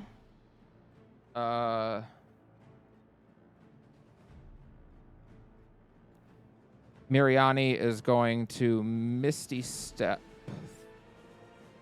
30. No, she is going to move 30 feet. I'm with Tilly here. Phantom Rhea definitely wants to shoot the Phantom Gem too. A mirage toi. Mal, that's nice. I like that. That's good. A mirage à toi. That's sick. She's going to move up to here. Wordplay. And Actually she love is that. going to use her meta magic to cast Guiding Bolt at both Rialta and Cerberus. Shut up. That's what I say to that. Rialta does a 21 hit your AC. Yes. Varus does a 15 hit your AC. Does not. That is going to be a 4th level Guiding Bolt. Fuck. Agreed. Oh my fucking god. Rialta takes 17 radiant damage. Okay. Oh, could have been worse. Could have been worse. But Mate. Callie, Maybe Mhm. it's Maybelline. but Callie, she doesn't know that spell. Oh, yes, she does. 5, 10, 15, 20, 25. And then she is going to Misty Step 30 feet away as a bonus action. She doesn't know that one either. You're Oh. cheating. Yes, she does. Melody, you are up with Caldana on deck.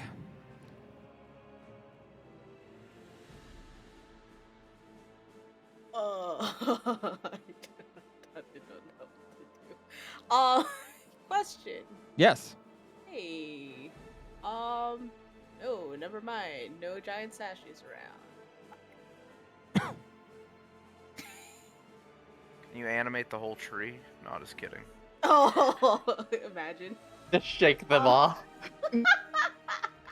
That would be Just funny. be like the Whomping Willow. Yeah. I am going to. Yeah. Hold on.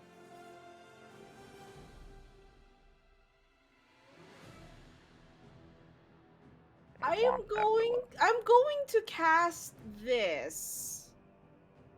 Motivational speech. Yes. Why is that not? There we go. Jesus. You address allies, staff, or innocent bystanders to exhort and inspire confidence or inspire them into greatness. Should the 5 creatures within range that can hear you, that'd be everybody. For the duration, each affected creature gains 5 temporary hit points and has advantage on wisdom saves. If an affected creature is hit by an attack, it has advantage on the next attack roll it makes. Once an affected creature loses the temporary hit points granted by the spell ends for the creature.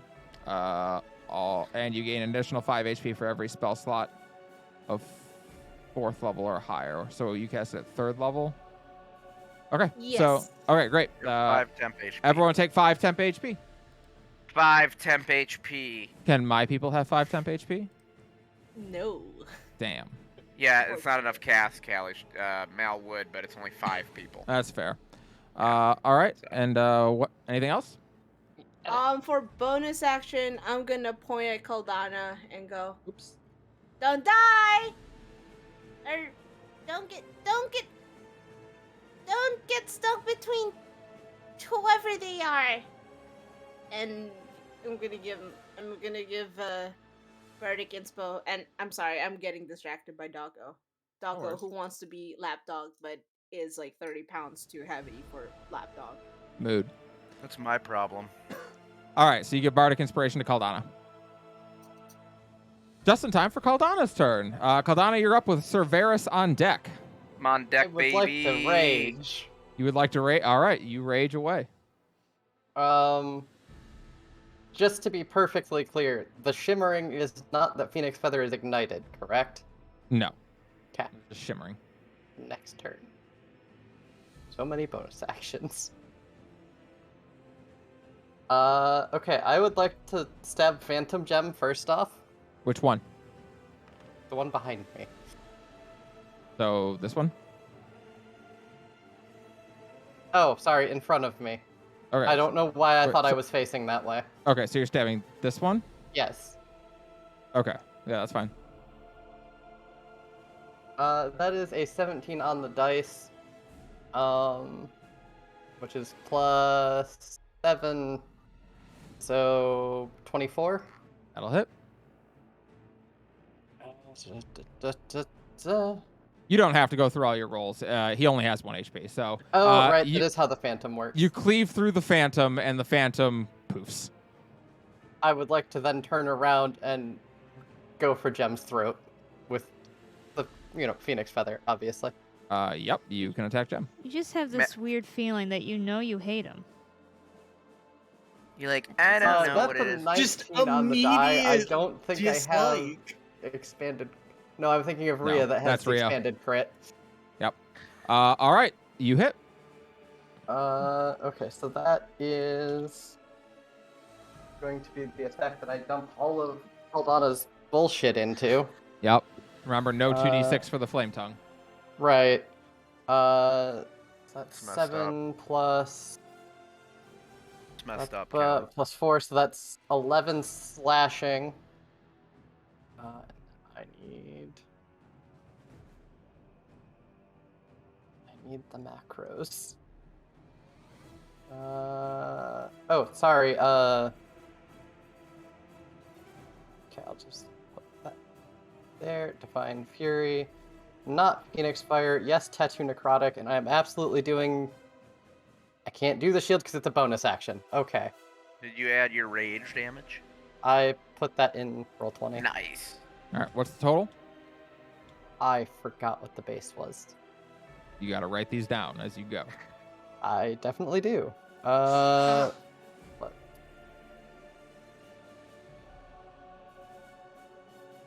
I say 14? think I said 14. Okay, 14 total. So 14 plus 2, 16, 20, 25. 5. All right, he takes 25 damage. Does he though? He does. He's not happy about it. Emotional or physical damage? How upset is he that I killed his clone? He doesn't look phased in the slightest by that. Oh, Yeah, it's gonna come please. He back does next that time, 3 right? times before breakfast. Sir Varus, you are up. Nice. So, Callie, where are we? We're in like the forest or something? What's going on? I'm just kidding. That's a This is joke. an asshole. I'm just kidding. We in town. Hey, are we in town? Where are we? Are we still fighting? Are we still fighting? God damn it! Sorry, it's a joke. We're making Yeah. fun of my sibling, who is sometimes Yeah. a little spacey. Sometimes he spaces out a bit. And I'll be like, I just described this. All right. So, I'm trying to see who's closest. I didn't think about measuring this before, so let me just do this real quick. Apologies. If you I get down can't reach and there. I if can you reach here though. If you can reach Sarah, yeah, you have advantage because of my distracting strike. All right, perfect. I can. Oh, What? not me. Damn it. No, other you. This name. All right, I will attack. I'm going to attack because I'm good at that. I'm Yeah. gonna attack with advantage Okay. with my So claw I just weapon. walked up to her and started whacking. So I'm started whacking. 17. He raised for a bit. The boy raised. 17 misses. Okay, I would like to call bullshit. Oh, wait. Yeah. Let's see if the wheel works. Oh. Nice. It's just a +1. Well, 18 meets, so that's good enough. That does it! Oh, the power of fate is at my command. The blade would have missed, but instead it cleaves into her fleshy little butt. It does. All All right, go ahead. I'm gonna High I'll roll the AC. basic damage and then I'll roll smite. So, All right. basic damage is 11 slashing damage. And then, why does it say plus 14 there? That seems to be if you had critted, so I guess ignore. Got it. Okay. Yeah, okay, great. So, I don't know why it adds it at the end, so just ignore that. Yeah, I've never figured out what the fuck it's doing there. yeah, the total, I don't understand. So it's 11 slashing damage. Great. Okay. And then for my spells, I have. They don't have an easy way to do this, but I'm going to use a second level spell slot, All right. which are they a fiend or undead? They are not going to count as either of those. Okay, so then I get my regular 4d8 from using a second level spell, because it's, or no, sorry. 3d8 for a second level 3d8. spell. Yep, Plus 1. 2d8 plus 1, and then my additional 1d8 for my Yep. tattoo. Yep, So 48 that total. is 48. 22 additional damage for 33 damage, all in all, if you include the slashing. 22 radiant. All right, so I know you still have another attack, but she has to do something when she reaches 0, so I have to have her do it first, and then you can do your second attack. You got it? As she kind of drops down to a knee, you see her grunt out and go, not yet. And she reaches up and taps her choker and begins to transform. What? Oh, I'm sorry, She say got that the again? choker for the fucking party. That's hot. she did. Oh, what? Oh my What? god, it's the fucking Oh. Joker. Oh. I'm in danger. Oh. Oh boy. As she turns into a massive scorpion lady. Oh. Good. Oh, thank you. Well, Varus is not into that. He had a Scorpion Lady phase, but he's since moved on. We're in Dark Mood. Souls 2. Yeah, I'm going to attack again. Or what's that fucking bitch's name from? Was it 1 or 2 with? Is one with the Quelaag? yeah, Two was Quelaag. two was the scorpion, Nazca. Yeah. Mm. Do I I don't have advantage again, Brooks, right? That was just the first time. Yeah, just next. Okay. All right, so I will attack. And also, technically, because it's a new object on the field. Sorry, MTG rules lawyering. Okay, yeah. So it doesn't go. Ow, God. Okay, that's bullshit. Well, 17 actually hits this. Okay, so it's AC change. Nat- Alright, so natural armor's 17. only 15. Got it. So I got 17, and I will roll slashing damage. I got 11 slashing damage. Dear God, I mean, why do I roll dice? Just do the, just take the numbers. I know. 11 slashing damage. I will expend a spell slot. Oh, I don't know if I can smite again. You should be able to. Yeah, I guess it's not an action to smite, is it? No, it's not. It's not a reaction or anything. Okay. I'm only going to use a first level spell slot. Is this a fiend or undead, Callie? What is a giant scorpion? It is a beast. All right. So then that would be a total of 3d8 that is coming. Mm-hmm.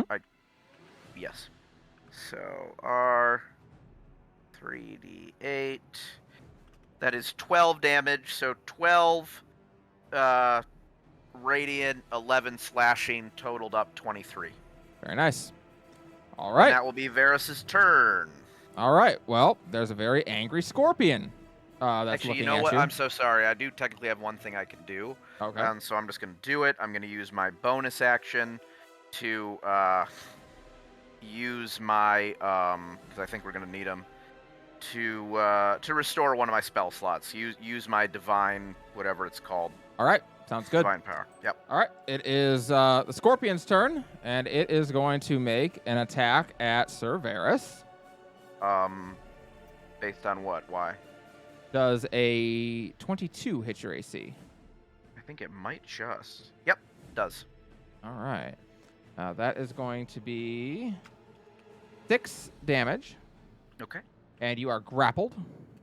Hmm. It's then going to use its other claw to try to grab Brooks. Deny. Does a 17 hit your AC? It does not. All right, then it is going to. So it grabs Varus in one of its claws, and the other reaches out for Brooks. But Brooks, it's not often you're able to duck under something. You're very tall, but you're able to duck under this. And then it's going to try and It's going to try and sting Varus because it's got Varus grappled. Yeah. Actually, in that for that to work, I had to use my arcane deflection thing. So I just magically say no. Sorry, I should have Kelsey on the screen. She's at the bottom of the turn order. Yeah. I think you know. Let me grab her. When we moved off the pedestal, does the beaming do our tattoos continue to glow or? No, they don't. Okay. Or have they stopped glowing when the Phantom Guardians showed up? They stopped then, yeah. Okay.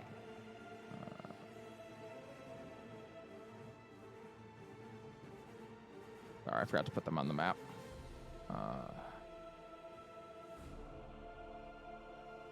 Okay. We're going to try to sting Sir Varus. No. Don't do it. Does a 21 hit your AC? Yep, just does. Ooh, meat's nice. All right, so 1d10 piercing. And a check that I'm not even certain you can fail. What is that? Paladins. 7. 7 plus 9 piercing damage. 9 piercing. Got it. Yep. And then make a Constitution saving throw for me. You got it. DC is 12. I don't know that I can fail. I don't know that you can. So -9, and then con saving throw. Yeah, I get +6, so technically I could. 15. That succeeds. So instead of taking 22 poison damage, you will take 11 poison damage. All right, 11 That's not a spell, right? It just jabbed you with a poison stinger. Yep. Cool. I figured, but I like to. All right. Cheat. Rialta, you're up with Brooks on deck.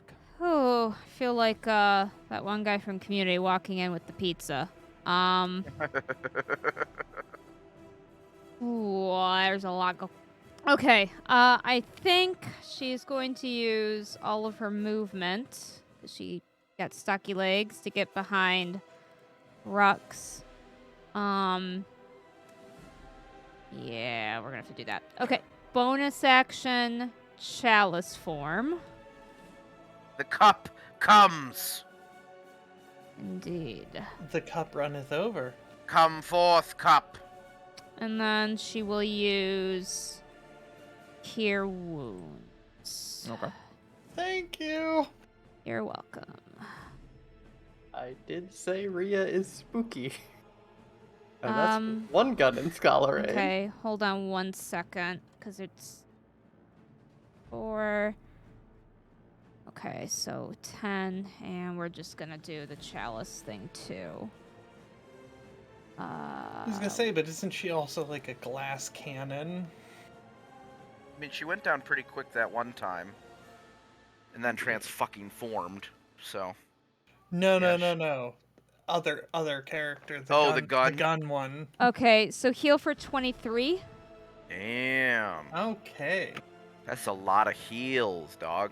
Yeah. We gonna call you Mercy? You running around with your I'm fucking trying. wings and shit? Try my best. And Mercy got an ass though. I don't know why my brain thought you were gonna say running around with your dick out. That That's sounds a like different. something to say. That's a different starry form. That's all I can do. That's the final constellation form. It's called Big Humongous. The So ultimate you heal chungus. for 13 total? No, 23. Oh, that's way better. Okay, great. Callie was That's trying to downplay it. that's all I can do. So All I right. guess it's Kelsey and Falah's turn. All right, Falah is going I to mean, go that's a lot, first. quite frankly. 20, 25, 30. Yeah, I just didn't do any damage. Falah's going to hurry down here and is going to make a Blah, do a stab sick, attack. do a sick backflip. Hold do a up, I'm getting backflip. Falah's character sheet up. No, do a backflip. She is going to swing her scimitar at this Backflip person. style. Yeah, they stop making backflips. Make happen. Mama proud. I want it 18 to be a hits. backflip.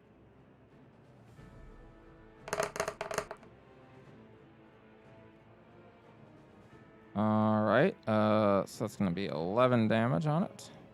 It's got sneak attack, though, so I need to add that. Oh,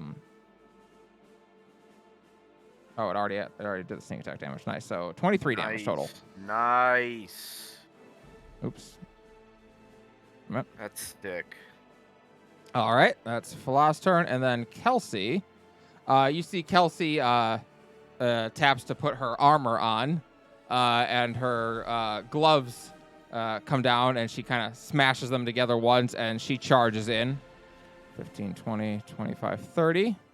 Does she ask Jarvis what he sees? No. That's weird. She doesn't get a cool AI, unfortunately. That's fucked up, And dude. she is going to do a big punch on this guy. Hell yes. Doesn't know who he is, but he looks like an asshole. That's what I've always said. Correct. To be fair, he stabbed me from 2 different directions at the same time. Kinda seems like a dick thing to do. All right. Well, that's rude, Kelsey. That missed. Wait. One might say Oh. that's a spit roast. Wait. Nice. You I gonna would. give her some wheel? Is my plus in plus my 3 fanfic. help? That's enough. Yay! I did something. All right. Also, she don't is- forget your the temp HP. You Yep, get 5 Oh, yeah. temp, 5 temp HP. How long does that last? It Until lasts you- for an till you- An hour. hour. All right. So she does a big punch on him. And it's gonna be 9 bludgeoning damage and 7 lightning damage. That's actually a good point. I gotta add 5 HP back because And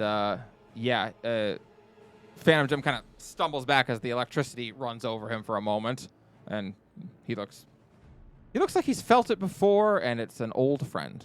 Brooks, you are up with Phantom Rhea on deck. I don't like any of what is happening. Well, that is the idea. but we're gonna move down there for tactical reasons. And you roll as a plus, not as the advantage for flanking, right? Plus Yes, +2. 2. Plus Okay. 2. Jem wanted gets to check, 'cause- has clone coordination, which lets him do advantage when he flanks with the Yeah, clone. no, I just remember it's you house ruled Yeah. it. All I think flanking is a technically the raw is you get nothing, right? Yeah, the raw Yeah. is there is no flanking. Yeah. Oh, I Also- thought the raw was +2, No. Raw Nope. is there's nothing. There is no raw flanking. but That's it does why- do sneak attack. Well, that's why. Well, it doesn't have to be flanking though. Rogues Mhm. have the ability that anything within 5 feet, as long Mhm. as an ally is in 5 feet. So flanking Mhm. has nothing to do with it. Yeah. That's why I've always So, went. so with that, it ends up being 17. That hits. The optional rule that's listed in one of the books is that flanking can give advantage. That would interact with sneak attack. Mhm. But technically, Yeah. sneak attack isn't tied to Right. flanking at all. Yeah. It's actually Hold on, better than I'm flanking. checking something. It is very good that you all got Phantom Sarah out of her human form before she got a turn, because she gets to drop a 5th level moonbeam. No, I don't have any time for that. Whoa. Yeah. Ow. Yeah. I'm a secret werewolf. That would have killed me. I was almost ready to drop a moonbeam on Gem if you made too many gems. I like Okay, so that ends up 15 more damage. that. All right. That will finish off the scorpion. Nungtia Scorpo dead. Do I So get you dropped? attack this scorpion one last time and cleave deep into it. I mean, it's a phantom, so it's like, you know, you don't wedge into anything, but as you do and slash through it, the image just fades of this phantom into dust. Do I fall like a bitch? So You do fall. Nice. I already moved. Mm-hmm. Would I be able to move that last 5 feet to use Yep. my extra attack on Miriani? Okay. Mm-hmm. Yes, you're allowed to do that. It is how, yes, It's Leroy, not. yes. This ain't 4E. Yes, you are allowed. It is not action, you see. Movement is own thing called movement. Mm-hmm. It follow own rule that is individual. 22. That will hit. Yes, that is how old I was. when I Miriani's left a little squishier than the other the ones. cold realm of Siberia. Hey, I think that poison is affecting Varys. Yeah, Varys is doing voices. 10 damage. He calls them All right. funny caricatures, but they're getting racist. Okay. Anything else, And Brooks? then that's all I got. Phantom Rhea is up. Rhea is going to run up Rhea, to you here, remind me of renal failure. and she is going to shoot Brooks twice. That's rude. I Why read that is you he shooting didn't. Brooks from melee range? To get her. Good point. I was gonna say because that Can't get her would count flanking as bonus, yeah. ranged. Yeah. so Yeah. she would have Should disadvantage. have disadvantage. She's got a point blank Go shot. for it. She's got point blank shot from Saga Edition. I mean, she does have the one that gives her advantage on a shot. No, she'll just step out onto the water and she'll do the shot from there. That's a little bullshit that she can walk on water, but okay. She's a what a ghost. What hoe, do you dude. want? I want her to Okay, stop fine. that. Whatever you want, DM pants. Yeah, okay, just make characters that can do what you want for the sake of the story and the fight. Does a 18 hit your AC? I would use the wait, meat would still hit, right? Yeah, Meat, Yeah. Yes, meat hits. Okay, so meets yes. hits. Meets greets your face to a sword. Or a soul juice bullet in this case. Yeah, So- exactly. That No, hits. I'm th- good to go. Yeah. Oh, I thought you used arcane deflection. No, Very well, that's what friend. that would put me up to 18. That's why I Got was it. double Understood. Understood. In the hood. What if I was? You guys didn't know. I was just like inside a very large hood of like the Grim Reaper right now, with a lamp. 11 That'd be crazy, dog. plus. You guys ever think about the 18. Noid from the Pizza Hut commercials? 24 damage, Brooks. I just healed that. Ouch. Now I have to spend another turn taking her out instead of hitting two of you. Haha, what a waste of your damage. Sometimes I think that you're a scrub. Wait, Don't who's hit. she aiming for? I'm shooting Brox again. Don't hit me. Damn it. I'm a little scared Rhea hasn't done something, and I'm trying to soft. bring it up in case Callie just forgot she can Yeah, do never it. bring it up. Never bring it up. 21 to your AC? Yes. Okay. That would. Nah, dude, come on, Callie. 11 plus You're a cheater, cheater, 1. pumpkin eater. 17 more damage. Which would take me to -1, but Or let me or make not sure. Relentless endurance being what it is. Absolutely, I instead go to 1, and then I have a feat which lets me immediately attack. Nice. All right. So does it say Yeah. when you would go to 0 HP, you go to 1 HP instead? Yes. Okay, I'm just checking. All right, great. That's fine. And then. Wait, that's the wrong. Hold up.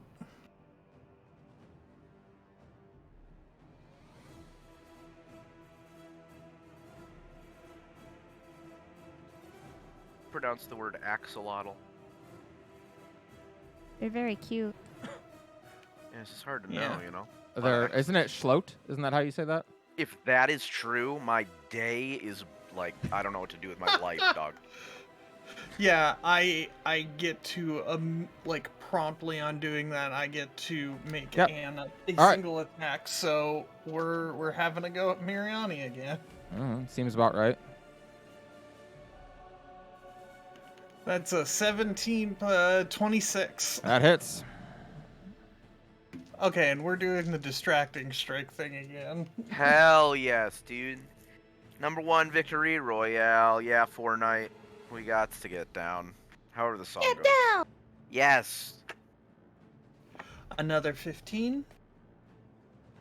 Are you measuring fireball? Indeed. That's a dick move, dude. Don't do that. 15 damage. Yeah. All right, 15 it is. All right. It is Gem's turn. Gem is going to pop out another clone. Shocker. Oh, he can do that too. I guess he can if he's not like he's just a bitch, I think. And we're gonna take some more swings at Caldana here.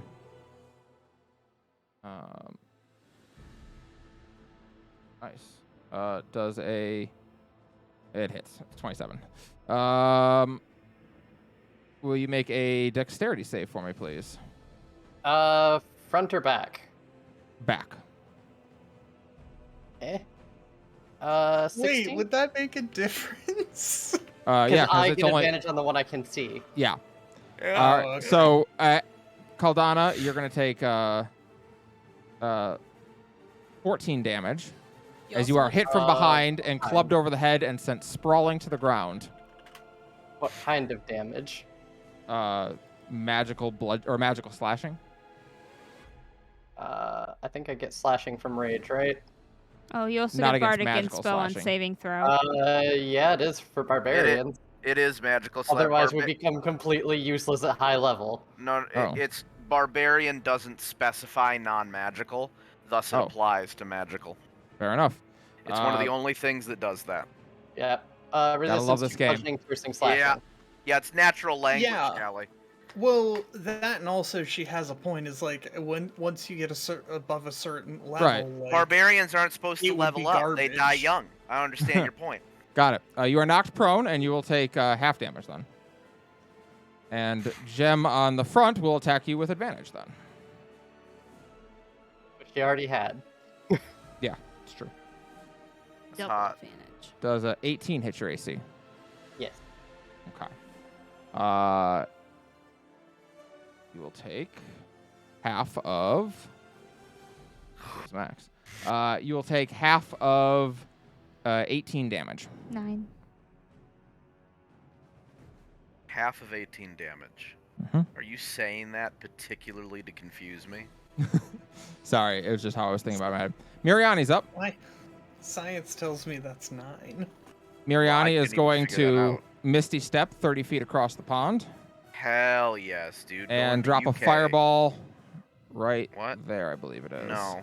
You told me about this. I didn't think you'd use it against me. Fuck you. Right there is where it is, yeah. So I need Varys, Fala, Rialta, and Brux to all make a dex save. I'm not going to bother. I have an HP. That's Do fair. I get your bonus, Ferris? Are you, are within within 10 feet of me? yes. Yes. Fala, Then you do. and you both get it. Oh, God help me. Nope. Nope. We're not doing this. Hold on. Hold on. Hold on. Thank God I got some inspo for my writing.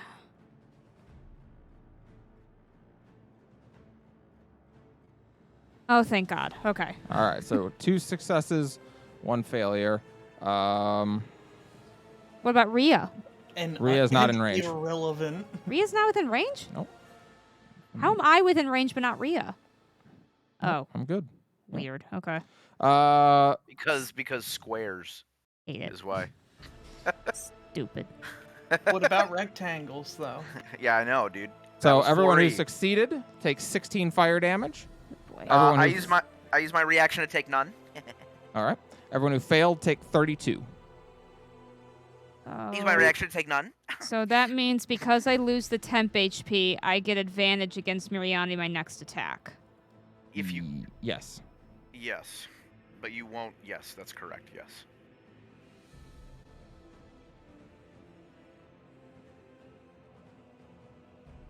All right. Melody, you are up with Caldana on deck. I'm gonna use. Shit. Can I use a bonus action before I use an action? Yes. Yes. Okay. In that case, bonus action. I'm going to point at Rialta and go, Fluffles! And you're gonna get the Matriarch's protection. So, you gain charisma is 5. You gain another 5 temp HP and +1 to your AC. Okay. Thank you. And we're gonna make that for. Would you say you take more damage from like slashing attacks or like? I don't have any sort of No. From like what from the this battle. I think we've mostly been taking slashing damage. Piercing There ha- from Rhea, slashing from Gem, Yeah. and then Giant Scorpion's already down, and magic from Miriani. Right. Okay. So but not no bludgeoning. Okay. I guess like piercing damage. That's good, that'd be you'll the gain, gun. Yeah. I You're have gonna like gain resistance to piercing. got it. Thank you. And I don't suppose I can make it there. It's 50 feet. No, there's absolutely no way. Actually, yeah, we're just gonna double move to get to Brooks. I'll be able to bring Brooks back if you want to focus on something else. No, because I have a plan. Okay. Yeah. All right. Solid. Caldana, you are up with Cerberus on deck. Oh, I'm I on would the like deck to already. stand up, light Phoenix Feather on fire, and then attack the one that clubbed me over the head. Fair enough. This right so here, That turn it. is total of 22 to hit. Yep.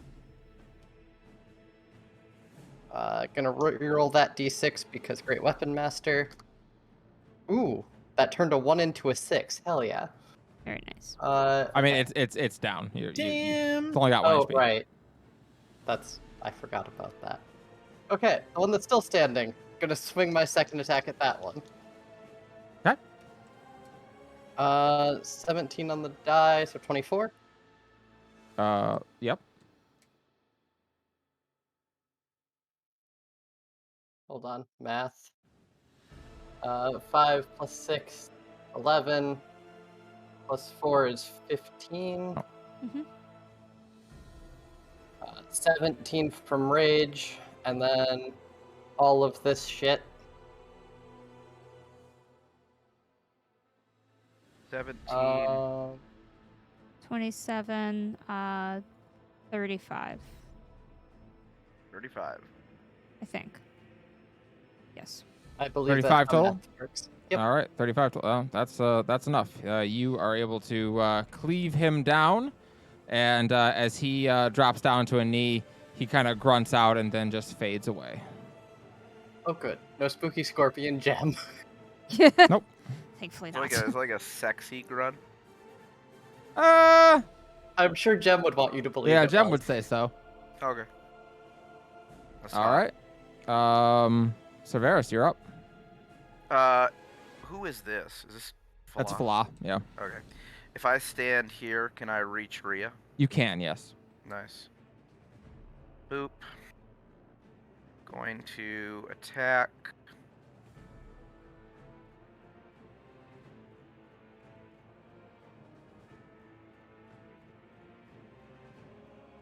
$26.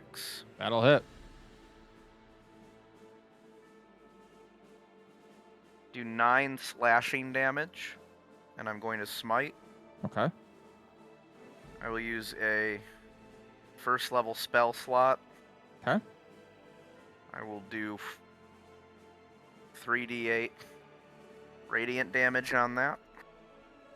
Mm-hmm. That's 15 radiant damage, so I did 9. 24 total. Right? Yeah, 24 total damage. As you do this, you swing at her, and your sword makes contact, and the radiant energy bursts out of her, and all across her body, this freezing black ice appears and shoots out and jabs into you. You take 20 damage, 20 cold damage. I take 20 cold damage. Yeah. Mhm. From her armor of Agathis. What a hoe. Alright, let me hit myself for that damage.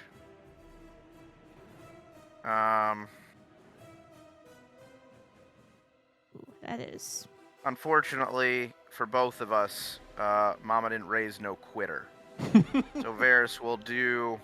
I mean, Mama didn't raise nobody, to be honest, but. Sir Varys will attack again. Okay. 27. That will hit again. 11 slashing damage. Okay. I'm using a. She not dead? Nope, she's not dead. This will get through all our temporary HP, though. Jesus Christ. I use a second level. Yep. Second level spell. Slot for 4d8 radiant damage. That is 17. So 17 plus 11 is 28 radiant damage. Ouch. Or 28 total damage. That will take her. It'll take all of her stuff away, and it'll take out a good chunk of her HP, too. As you do that, you are going to take another 20 cold damage. Got it. And she's going to use Hellish Rebuke on you. Minus 20. Got it. What is the save for Hellish Rebuke? I am checking it now. I think it's Dex, but It is a Dex save, yes. is this an ability that is targeting only me? It is an ability that is targeting only you. Noted. Targets the creature that damaged you.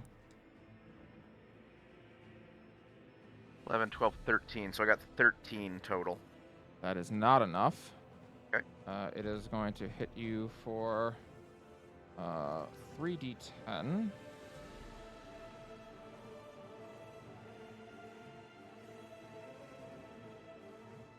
That is 21 fire damage.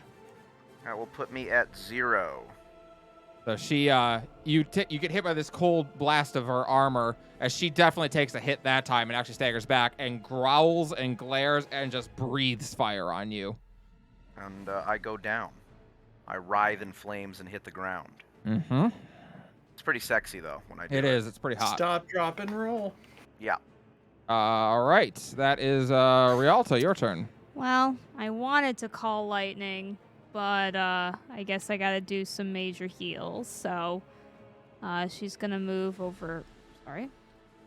She's gonna move 5, 10, 15 over here.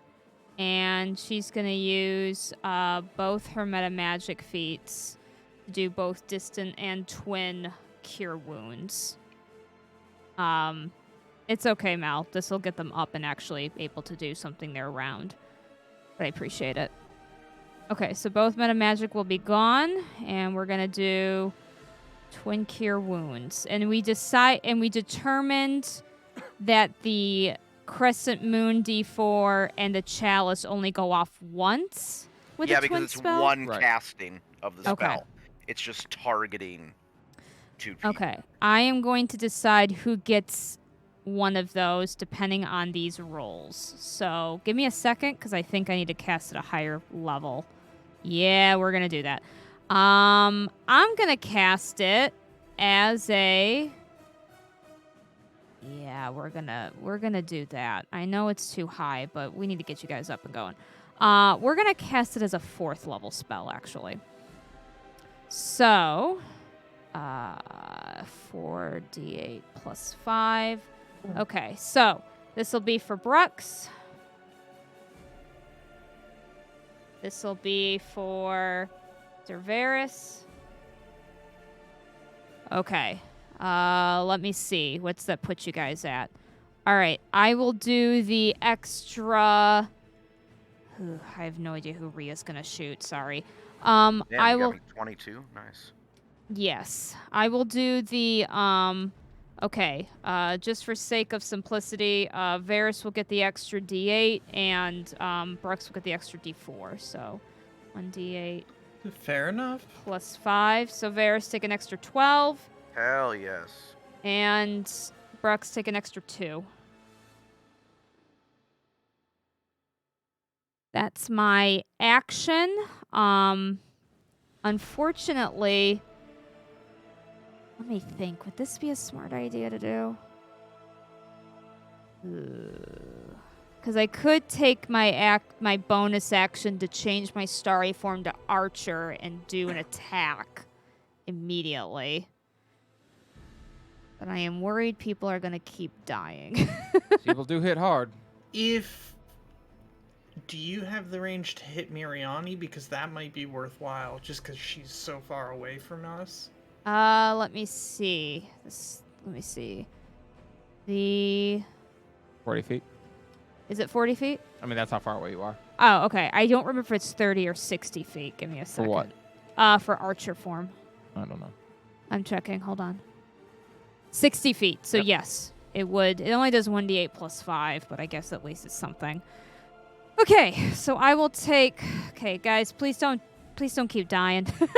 I will take my bonus action to immediately go to Archer form, and I will use that to make a spell attack against Miriani. Please don't keep dying. I'll I'll put that top of my list. Is it just my? I'm sorry. One second. Hey, sometimes lists work. Yeah. Is it plus 9 for me to attack? I guess that's right. Yeah, that's Okay. about right. So 9. 25? Oh, yeah. Okay, that's just 28 plus 5. 11 damage. Ouch. All right. Good turn. Okay, that's all. All right. I cannot do the extra 1d8 when I heal, so please be mindful. For La's turn, she's going to shift down here to attack Rhea. There's not really anything to be mindful of. Like, we get hit or we don't get hit. I know. There's nothing I can do. It's like saying be careful to a child. Doesn't actually mean anything. That's exactly right. That's exactly right. 16. 6. So she's going to stab for for 22 damage. I can take these off of you. Who's she stabbing? Not me, right? Don't No, stab. stabbing Rhea. Nice, dude. Her turn. And then, oops, sorry. It's Brux. It'll be your turn next, but it is first Aye, aye. Kelsey, who's going to come hauling ass on here. 5, 10, 15, 20, 25, 30. You all see her coming up from behind as she reaches in and draws out her hex pistol and aims. And you all hear that incredibly loud gunshot goes off as she's going to take 2 shots at Rhea. First one is going to miss. First one goes just wide of Rhea's head. Second one does not, however. And that will hit for... How much did she miss the first time? Was it like more than 6? She rolled a 3, so... Okay, never yeah. mind then. That's going to hit for... Pistol... Oh, it's just... nice.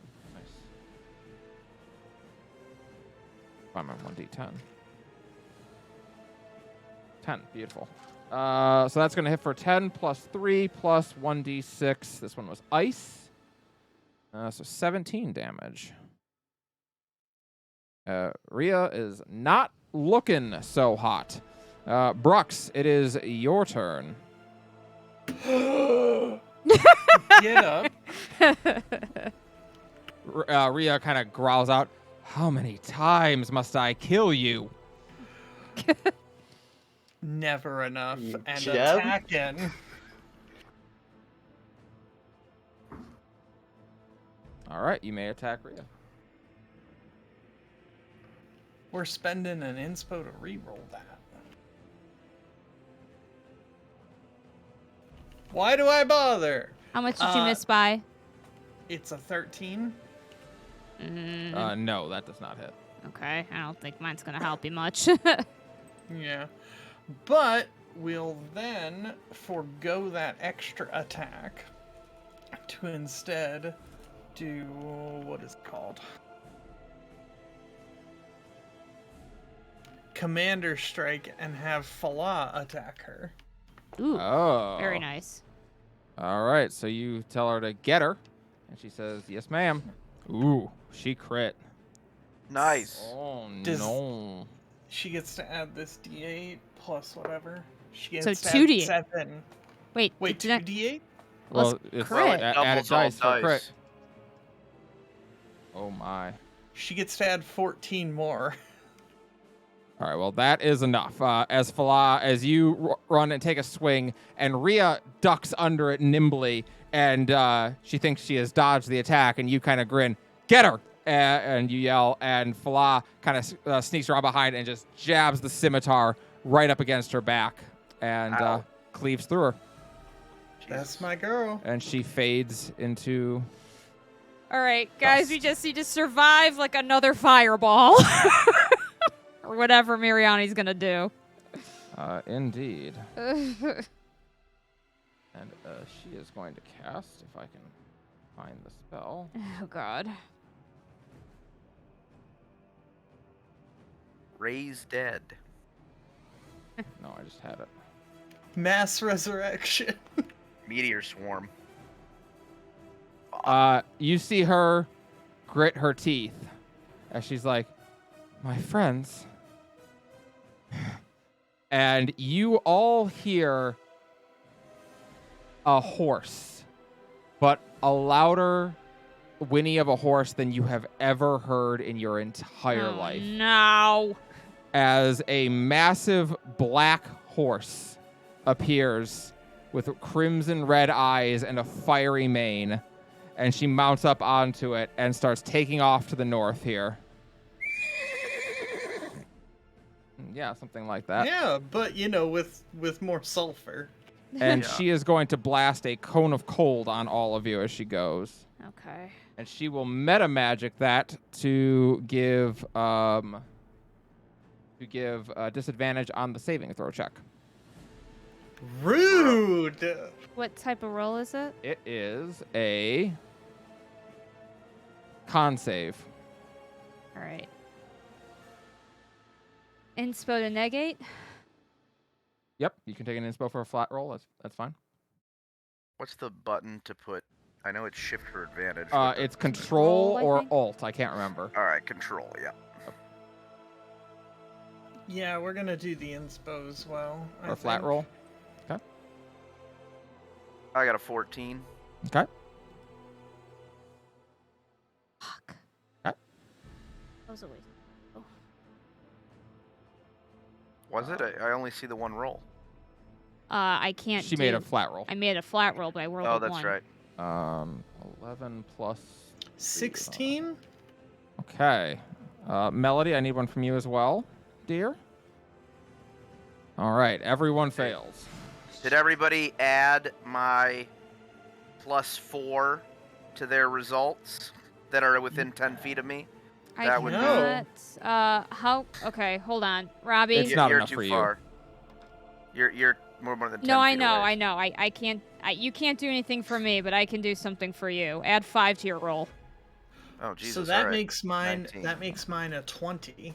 All right, everybody but Robbie then fails. Oh, Well, I sorry, have a a Everybody- 20 you got? So now it's With- Brooks and with Robbie the- that succeeded. Yeah, With the with that +4. +4. Yeah. Okay, so Brooks and Robbie have a succeed. Yeah, I have a Everyone 19. else fails. Okay. All right, thank you. It's the last time I can do that. All right, so if you failed, Thank it's you. 37 cold damage. If you succeeded, Jeebus. it is 18. I Ooh, Melody will- saved my life. I will use my reaction to negate the damage. And Brooks and Melody, as you are both within 10 feet of me, you will only take half the damage you normally would, as anyone within 10 feet of me has resistance to damage from spells. Very nice. Jesus. That is part What of my the ancient paladin? oath.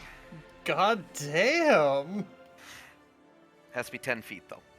You have resistance to damage from spells. I think 18 because you failed that 9 for me. Yeah. If you succeeded Right, and yeah, Right, yeah. right. You failed, Melody, so you take 18 because it's half of the full, and then Brooks is taking half of the half because of their resistance, and then I have a special ability. I'm taking a reaction to just negate the damage because when I do a save that would give me half damage, if I have a shield, I can use a reaction to negate it. And unfortunately, I just took all 37. But I managed to save. That's much simpler. Holy shit. You know what? This is just a good reminder. I gotta never lower the difficulty on a fight. Fair enough. I mean, this was still. I difficult. already died. We died. We all died. Yeah. It's a plenty fair difficulty. It's because I negate damage once. Yeah. Yeah, just once. All right. Well, yeah, do it again. I mean, come on. Melody, you're up.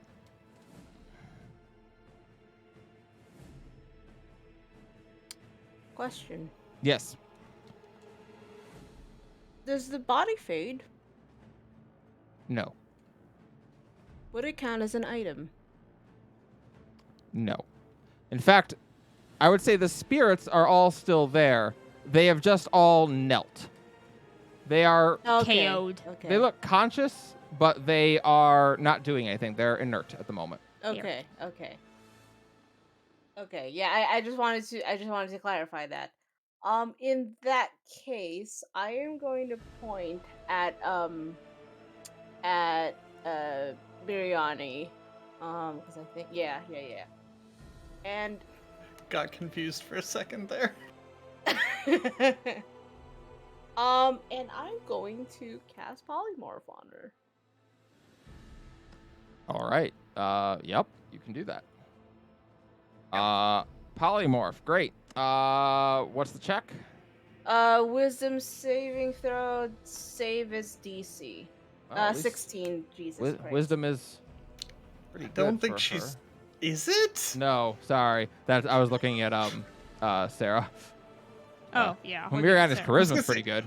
But yeah, Mirihati is not very wise at all. How about a 13? No. 16. No. 16. All right. What do you turn her into? Goat. No, wait, not knew- goat. Because I can't praise. We can't praise be the goat. If Frog. we hurt the goat, All right. we're gonna turn you into a llama. She turns into a llama on top of the nightmare, Alpaca. and the nightmare looks very confused. That would be a very confusing thing. All right. Caldana, I would But- like to just. you can sprint- do the Rosalind special. The what? The Rosalind special. I'd like to spend my action to dash. Yeah, I'm just sprinting my ass over here, and I have nothing useful I can do All right. except finally remember that my tattoo actually gives me back health at the beginning of my turn. All right, Varys, it's up to you. There's Missed nothing but trigger. there's just a llama left. Varys looks conflicted and just goes, "Well, this is unsportsmanlike," and he runs up to the llama horse and says, with as much vim as he can muster, "Die, llama!" All right, I'm going to attack the llama. The Lorse. Yeah, the Lorse. Natural 20. 29 That total, will but that natural will 20. hit, and then a lot. So I will remind you that when it dies, it will revert back to its normal form with whatever HP it had before. All right, but the damage anything, still but extra rolls damage, over. yes, but it does trample. All right, Yes. awesome. All right, here we go. So I will roll this. The total on that is 14 Okay. for the. Is it actually Yeah, rolling? I feel for like the every time slashing? you get this. It is. I get a 3 every time. I have rolled a 3 on this D8 Holy every shit. single time. All It right, is and incredible. how many smite dice do you want to double? Well, I mean, I'm just gonna go all out. So let me look at my Alright. spells real quick. I got a 2nd level spell slot. I do. All I'm right, gonna use it. give me which that means 8d8. 8d8.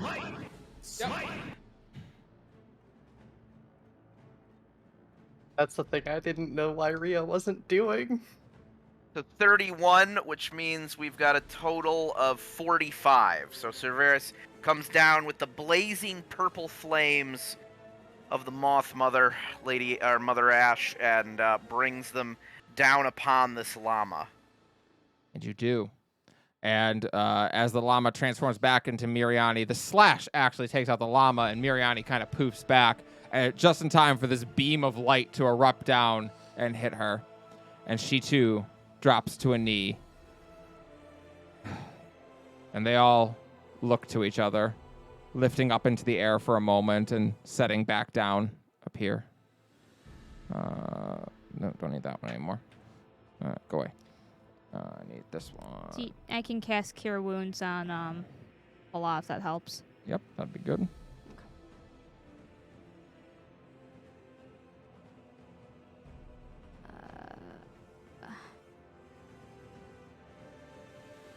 She heals for 10.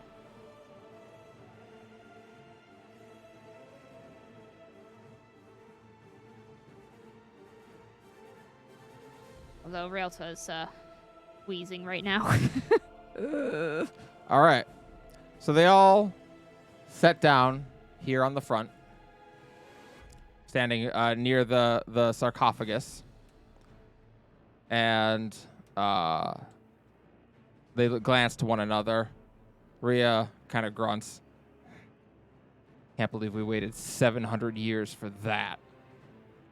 Jem kind of snorks at her. He's like, well, we wouldn't have had to maybe lose if you'd have, I don't know, stuck to the plan. And she points a gun at him. Bring your clone out right now. Sarah and Miriani roll their eyes, and they all nod, and they nod out towards you. You are worthy of the gifts that she left behind. May they serve you well. May our boons serve you well. And they all disappear.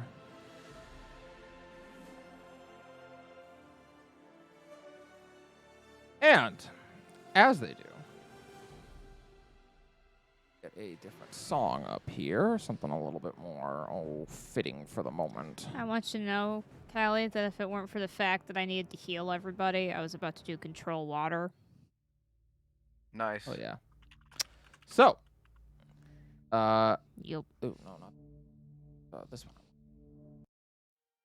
Yeah. As the last spirits fade back into the mist, you can hear something click. Each of the pedestals slides up to the side, or slides to the sides, showing that they're actually more like lids than pedestals. Rising up are a series of altars, each of which has an item held on top of it. On the one Caldana stood on, you see what looks like the hilt of a sword. There's no blade, and the hilt looks very old. The metal is somewhat rusted, and the leather has long since degraded. On Rialta's, you see what looks to be a tiefling's horn, or maybe two horns combined together in roughly the shape of a gun. The horns are partially petrified, the bone turning to stone over many centuries. On Varus's, you see a wooden choker. There's an inscription of a wolf wearing a flower crown on it, though like the others, the item is very degraded. On Brux's, you see a rusted wand appear, though it was probably at one time a beautiful gleaming silver. 2 golden eagle wings extend from the ends of the wand. And on Melody's, you see a simple necklace. A glowing blue teardrop gem hangs on a simple strip of worn and decayed leather. You all have received a magic item. Caldana, you have received the Remnant of Hatred. The rusted hilt of a sword with no blade attached. The leather on the handle has long since decayed. It is a wondrous item that requires attunement. While attuned to this magic item, you can use your reaction to turn a critical hit against you into a normal hit. In addition, once per short rest, you can use a bonus action to create an echo of yourself. It has 1 hit point and shares your AC. You can move the echo with the same speed you have and can spend your reaction to switch places with it. While flanking an enemy with your echo, you can attack with advantage. In addition, your echo can never be more than 50 feet apart from you. All right, I forgot to add that part. Ha!